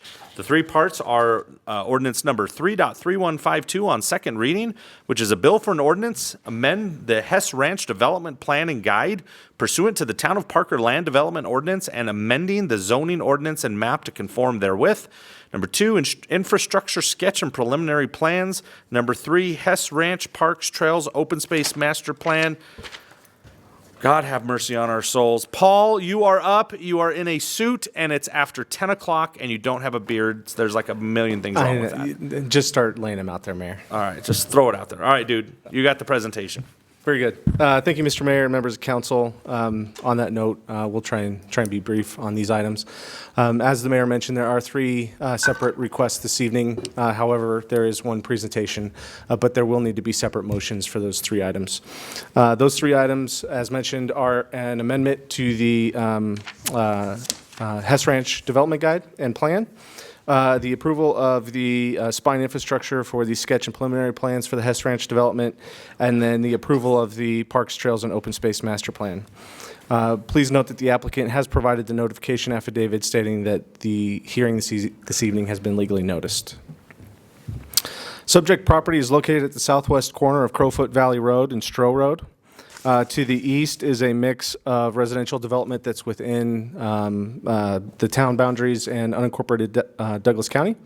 To the north is future anthology development, currently undeveloped. To the west and to the south are large lots that are currently still in unincorporated Douglas County and undeveloped. The east half of the subject property was annexed and zoned by the town in 1984. The west half was annexed and zoned by the town in 2003. Both of these halves have been zoned for a mix of residential and commercial uses since that time. In total, the Hess Ranch development is about 1,100 acres. And what council will find is that the items this evening are really the first steps in the implementation of the waiver agreement that council approved back in May of this year. So these items are items that begin to implement that waiver resolution. To refresh your memory, that waiver resolution essentially allowed for the deferral of detailed documents for what has been referred to as Segment 2 of the development.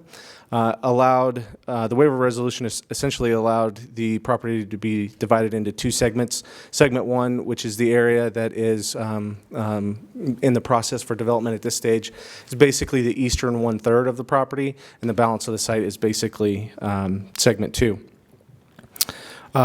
Just for the record, the town's master plan does identify the site for low-density residential uses with a neighborhood center in the middle of the property. The applicant has submitted the rezoning application for Segment 1 in order to amend planning area boundaries for 6, 7, 8, 9, 21, and 25 planning areas. Those areas are the planning areas highlighted in blue on the image in front of you. The applicant has also proposed to revise certain lot standards, rezone planning area 9, which is in the northeast corner of the property, from the current mixed-use zoning designation to a residential zoning designation. And then in order to comply with the specific language of the waiver resolution, this zoning would also ensure 1/3 of planning areas 3, 4, 12, and 14 that are in Segment 2 would be developed with the 1/3 commercial as required by that waiver resolution. The sketch and preliminary plan is essentially for everything in the green and east of the green there. The sketch and preliminary would primarily create rights-of-way for extensions to Stroh Road and Chambers Road, and create Spirit Trail Boulevard, which is the connection that runs north-south to those two roadways. It would also create associated drainage tracts for the roadways, and then unbuildable tracts that would be replatted in the future to buildable lots as the applicant moves forward with future sketch and preliminary plans for specific residential development. At this time, the development for Segment 2 is undetermined. The Parks, Trails, and Open Space Master Plan was, again, also a requirement of the waiver resolution. And that document is much like the town's master plan, is a guiding document, a visioning document, not only for Segment 1, but also for Segment 2, about how parks, trails, and open space would be comprehensive and implemented as this development continues on in the future. So specifically, the rezoning application, in order to revise the planning area boundaries, that's in response to the dendritic design. Again, that was discussed in the waiver resolution. Dendritic design is a fancy way of saying that development pays special attention to existing landforms and vegetation. Doesn't Josh have a tattoo that says dendritic design? I don't want to know where it's at. Response to landforms and vegetation, attempts to respond to the natural environment. It generally leads to a more naturally integrated subdivision design and the preservation of natural features. The benefit to the town for this is that the request for this subdivision design responds to the natural environment, minimizes physical impacts to the site. As a result, the overall open space from the current acreage to the acreage that's proposed as a result of the dendritic design is about an additional 10 acres of open space. The second component, the lot standards, the applicant's proposing to create some minimum lot sizes and frontages for a single-family attached home product. The benefit to the town is that this request creates a defined minimum lot size that accommodates a different single-family home product for future residents. The rezoning of Planning Area 9, which again is in the northeast corner of the site, is a response to existing site constraints, specifically the grade at that location. That particular corner of the intersection sits significantly higher than the intersection itself, which presents problems for the overall dendritic design of the subdivision and makes it difficult for commercial to be viable on that site. This way, the town would get implementation of dendritic design throughout the property, as well as get meaningful development at that corner. And then, again, the commitment to 1/3 commercial in the planning areas for the mixed-use planning areas in segment 2 was a requirement of the partial waiver resolution, and that, again, would benefit the town by benefiting future residents by ensuring services are available and also the town's future budgets. Staff certainly won't go through each of the 9 approval criteria in detail. Those were detailed in the staff report, but certainly staff, along with our review partners, did evaluate the requests against these criteria, and it was determined that the requests do meet these criteria. Again, the sketch and preliminary plan, again, that is generally most of the area that's bound in the green there. They primarily intended to create right-of-way extensions for Stroh Road and Chambers Road, while also creating a new connection between the roadways known as Spirit Trail Boulevard. This would create those rights-of-way, as well as the associated drainage ponds that are necessary for the roadways, and then create unbuildable tracts that would be replatted in the future for future residential development. The applicant has submitted this information ahead of the sketch and preliminary plan for the residential lotting plans in order to begin construction of the spine infrastructure ahead of the construction of the individual residential lots. So that's why it's been broken out. Again, there are 5 specific approval criteria for a sketch and preliminary plan. Again, won't go into these. They were detailed in your staff report, but staff, along with our referral partners, did review these applications against these criteria and determined that the criteria had been met. For the Parks, Trails, and Open Space Master Plan, the applicant, along with the town's Parks and Rec Division, has spent a lot of time doing a lot of good work to create a master plan related to parks, trails, and open space for the entirety of the development. Certainly there is more detail in segment 1, as that's what is known at this time, but this really does lay out a roadmap for future development in order to accommodate parks, trails, and open space, and make sure that those are not only connected within the development itself, but also fit within the larger context of surrounding development. Referral agencies responded with either advisory comments or no comments related to this request. However, you would notice in your packet that on July 31st, staff did receive a letter from Anadarko Petroleum. Staff has reviewed the information in this letter along with the town attorney's office. It was determined that the applicant has satisfied the notification requirements established by the town's land development ordinance, as well as Colorado revised statutes, and there's no further action required by the town. So recommendations, on August 1st of this year, Planning Commission voted unanimously to recommend that Town Council approve the requested rezoning for the Hess Ranch plan development. On that same date, they also voted unanimously to approve, subject to one condition, the requested sketch and preliminary plan for the spine infrastructure. And then staff is recommending that Town Council approve the Parks, Trails, and Open Space Master Plan for the Hess Ranch development. That concludes staff's presentation. However, I'm certainly available for any questions you may have. We also have Mr. Dennis Trapp from our Parks Department and then Mr. Alex Mestoff from our Engineering Department if there's questions related to that. The applicant does have a short presentation for council this evening, and they are available whenever you're ready for them. Okay. Thank you very much. Before we invite the applicant up, council, do you have any questions for staff? Not at this time. No? Okay. If the applicant would like to come up for their presentation, this would be the time. Do you have a dendritic tattoo as well? I'll never tell. Never tell. So thank you, Mayor. Thank you, Council. Thank you for your determination in getting to the end of the agenda tonight. We greatly appreciate it. First of all, I want to thank the staff for all of their hard work in getting to this point. So specifically, Paul and Dennis, Alex, Jim, Tom, everybody's worked really hard on getting us to this point, and it's been a really collaborative, interesting experience. So we just want to acknowledge everyone for all their hard work. Also, tonight we have our team here. So my business partner, Matt Osborne, will give the second part of the presentation. We also have our civil engineers, Eric McDaniel representing EMK, excuse me, Karen Henry, who is our landscape architect and planner, and then CJ Kirst, who's a development consultant. So if the council has any questions for them, they'll be available to answer your questions. Okay? So we're going to try to go through this as quickly as we can.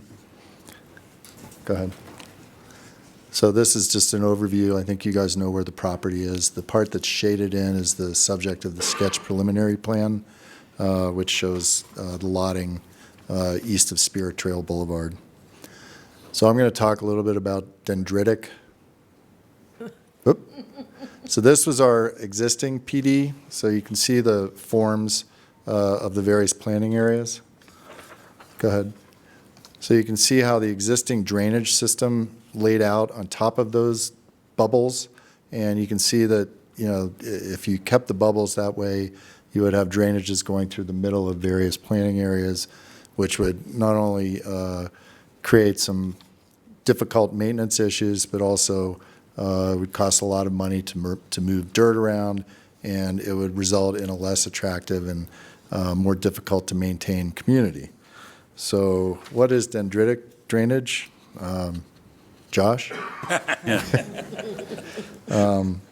So really quickly, it's a drainage system which, rather than relying on extreme earth moving and the creation of large concrete detention ponds, utilizes the existing topography in a system of smaller, more natural detention ponds.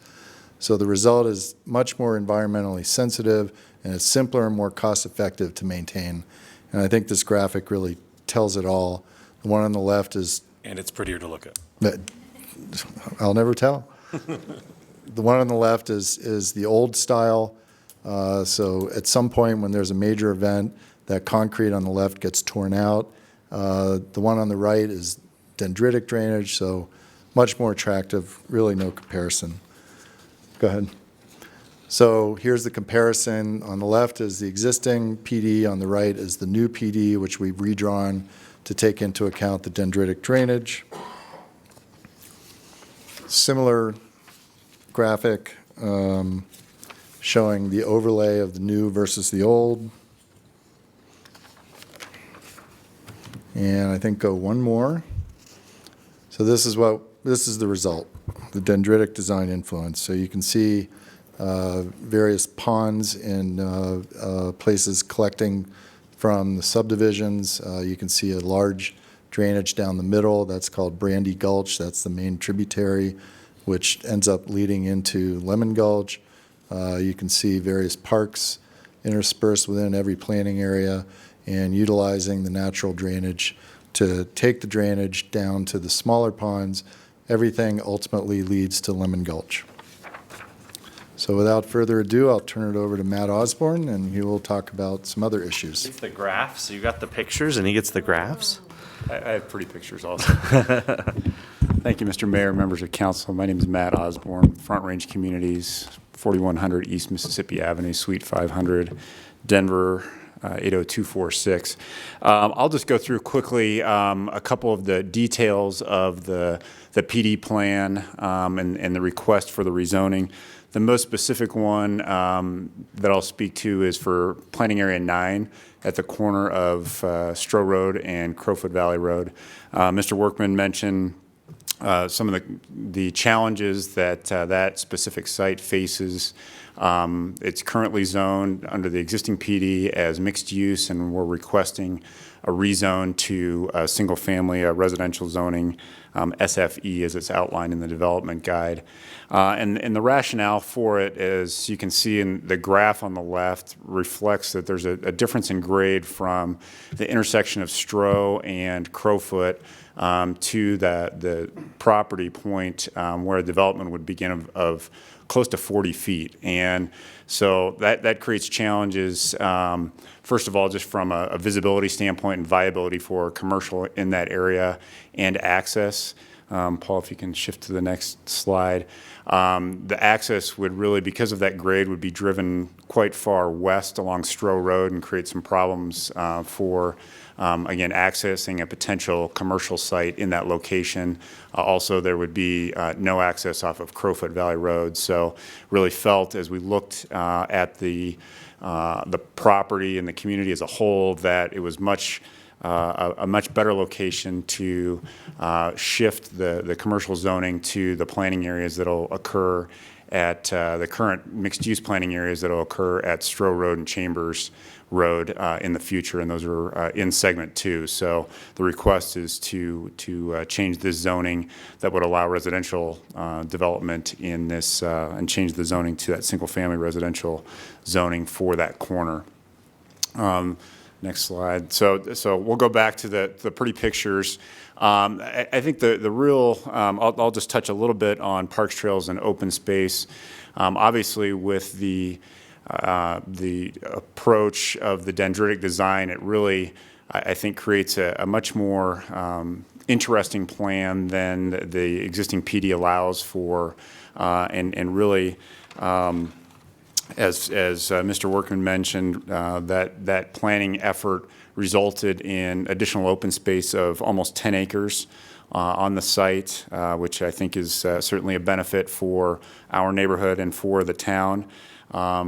We do have parks identified in each of these neighborhoods. You'll see a lot more details. We get to sketch and preliminary plan for each of the planning areas, but suffice to say that we will meet the neighborhood park requirements in each of those neighborhoods. So that's kind of on top of the existing open space or the open space that will be created with these drainage areas. And then additionally, there'll be a very detailed trails plan. Paul, if you can go to the next, or trails network consisting of regional trails. The regional trail will be extended through Lemon Gulch drainage and up Brandy Gulch to the west, and will be connected at Stroh and Crowfoot. It will also be connected across the street to trails at Crowfoot to our south. That's kind of the regional trail, 10-foot trail. There are also a number of local trails identified in the red that will connect from that regional trail into the neighborhoods, connect neighborhood parks, et cetera. And then also we're looking at a network of soft surface trails that will access some of the other open space areas that are unique within the site. So go to the next slide. I'll just quickly touch on, I won't bore you with the very extensive Parks, Trails, and Open Space Master Plan that we worked very diligently with staff on preparing, but this provides an overview as you look beyond segment 1 to the east out towards the west, and you can see this interconnectivity of the regional trail in the dashed black line with local trail connections to all the different planning areas, and some of the connections to our neighbors to the north in Anthology and our neighbors to the south in the trails at Crowfoot. So I think, and the other piece, it's kind of subtle. If you kind of look through the shading, there are also a number of community parks that will be located within the master plan community as we move further west. There is not one in segment 1, but there are 4 currently identified in the PD plan as we move further west in the master plan, and those will all be along this extensive trail network. Cutting to the chase, we would respectfully request your approval of the rezoning in the form of the PD amendment, as well as our sketch and preliminary plans for Hess Ranch based on the approval criteria outlined in the staff reports. Again, the PD amendment specifics, an amendment to those planning areas based on the dendritic drainage and the shift in those boundaries. The result is overall no increase in the total number of units in segment 1, but an increase both in quantity and also quality of open space in that segment. A revision to minimum lot sizes, as Mr. Workman outlined, to address market conditions and promote more attainable housing in the town of Parker.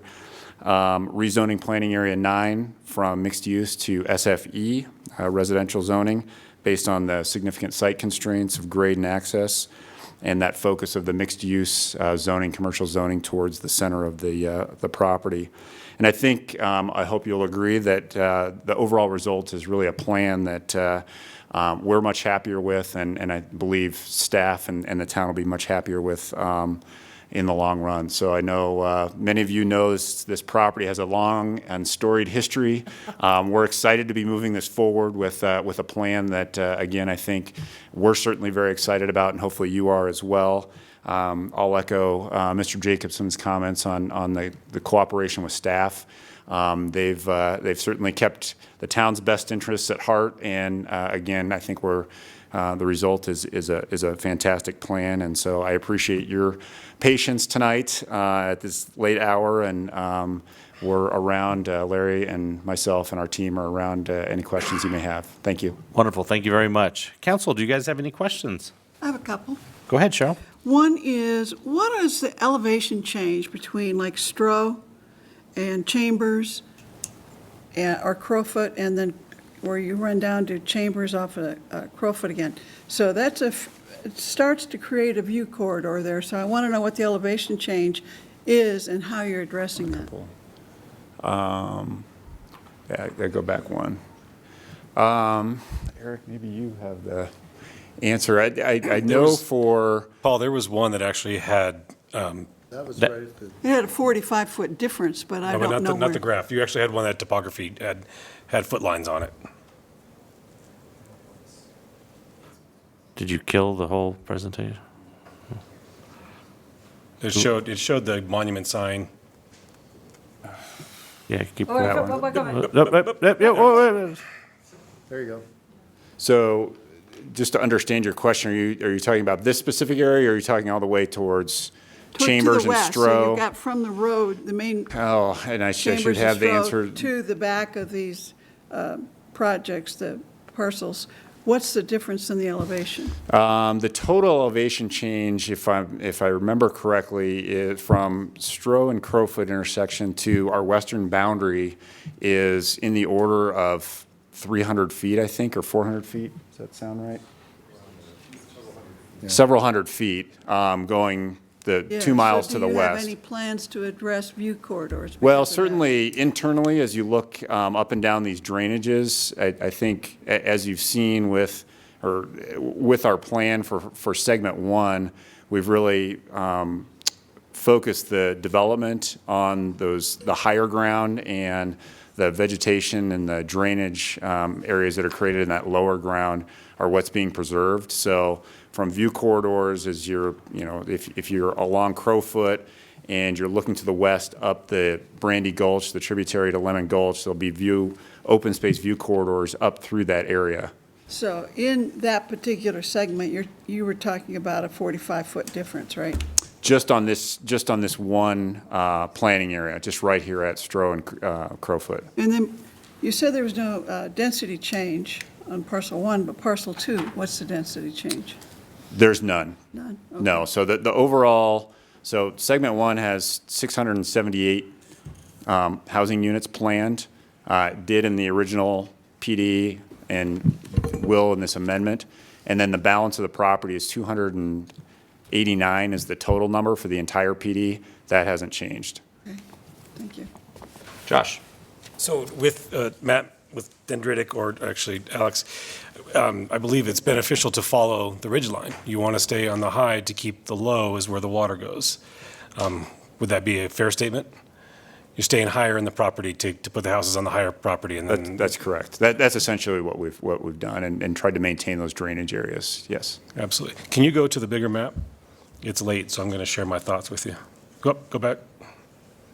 I tried to figure out where I saw this before, this picture, and then it finally came to me. And again, it's late, but this is a side of beef. And tonight we're looking at the chuck, the brisket, and the shank. Oh my gosh, now I can't unsee that. Thanks a lot. And if you look at the commercial, it's the short loin, and that's where the tenderloin and the filet mignon is. Okay, so that's what you're going to point it out from now on. So from now on, it's bovine Those will be design. the reference, bovine Okay. design. All right, other questions, council? All right, seeing none, we'll go ahead and open it up for public comment at 10:28 PM. If anyone wants to comment about bovine design, or come on down. All right. Name and address for the record, please. Bradley Trady, 6497 Mountain Manor Court. One of my concerns about this property that I notice is that as the boundaries are all not existing over Crowfoot, but to the west of Crowfoot, I have a couple concerns, and maybe these are questions that you should be asking these smart people behind me, and that is, with taking South Chambers Road all the way down to Crowfoot, one of the things that you're going to find is people are going to get off E470, you're going to, or off of Lincoln, or off of Ridgegate, Main Street, and you're going to notice that people that are going to use that and go down to Castle Rock. So the concern that I have is, what are they going to do about that two-way road as far as additional development? I mean, are you going to expand it? Are you going to help with that? The second thing that I would ask is, there's a plot in there that says PA6, and it says 86 dual unit dwellings. There's 86. So if you look at that plot, that looks extremely tiny. Now, I'm not going to say the A word because I'm sure Mayor Wade might not like to hear it, but the word is apartments. Is that going to be apartments? Are they going to be condos? Are they going to be townhomes? What exactly is that PA6 going to be? That may be a question for you to ask. So those are my two concerns. And then, the last thing is I thought I understood that in the waiver, you had to have a certain amount of commercial businesses, and correct my ignorance if I'm wrong, but if segment 1 is going to be all residential, and then I heard that in segment 2 that they don't know if segment 2 will be, when it will start to be developed. The question and concern that I have is, what if no business is ever developed? Then was the waiver violated? I live east of that, and I just want to make sure that what you're building there has a complex and has detail to it, but it's looked at in all these angles. So thank you very much for your time. All right, thank you very much. We'll get answers for the questions once public comment's over. Is there anyone else for public comment on this item? Okay, seeing none, we'll close public comment at 10:31. If you would like to come up and answer some of those questions, that would be fantastic. I'll start. I could try to answer. You guys will probably be better finish with me. Brad, Chambers is contemplated to be a very big road, 6 lanes. So it's been contemplated as an access point to connect down with Pinery Parkway North, I believe. I'm sorry, Bayou Gulch, thank you. Right. Thank you, careful. Yeah, Bayou Gulch. So what's the official technical term of that? Principal arterial. I didn't want to screw that up, so.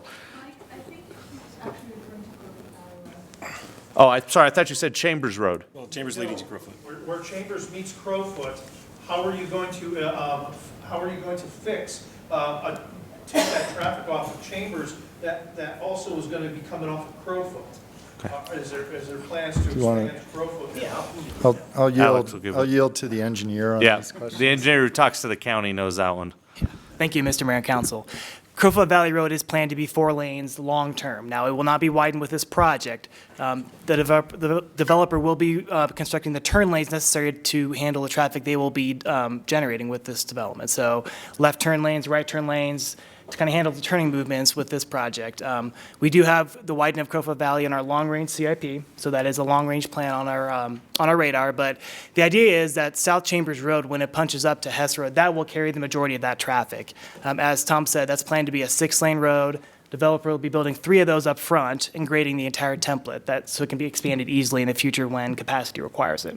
I guess the short answer is long-term, Chambers Road is designed to carry all that traffic and kind of be the link between those roadways. Okay. And then there was a question about planning area 6, Let me just also add that the intersection will be signalized. Chambers and Crowfoot will be signalized, paid for by both the Trails of Crowfoot and us on either side. With respect to planning area 6, that's going to be paired housing. So it's not apartments, and it's paired for sale housing. Okay. So, And then yeah. the last question he had, I can't even read my own writing. Oh, the commercial. So the pink area that is in segment 2 is set up for commercial, if you can explain the. So in the waiver resolution, in order to develop anything in Phase 2, or Segment 2, we will be cooperating with the town in planning at least a third of the mixed-use area as commercial. And that's a precondition to doing anything in Segment 2. So? And to add to that, as part of the waiver resolution, there were specific requirements that the developer is obligated to satisfy in order to ensure that there's viable commercial development in those areas, things like initial lot layouts and grading and stuff like that, that ensures that there's viable commercial development at that intersection. Okay, all right. Thank you very much. Council, do you have any other further discussion items? Otherwise, you have three separate motions in front of you. I move to approve ordinance 3.315.2 on second reading. Second. We have a motion by Renee and a second by Debbie. Council, in just a sec, you will vote.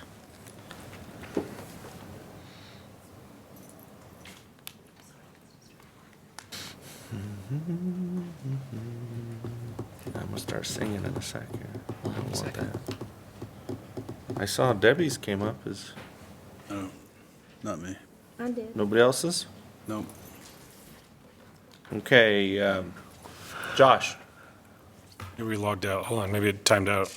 It's not. Yeah, let's just do voice vote on this one. Josh. Aye. Cheryl. Aye.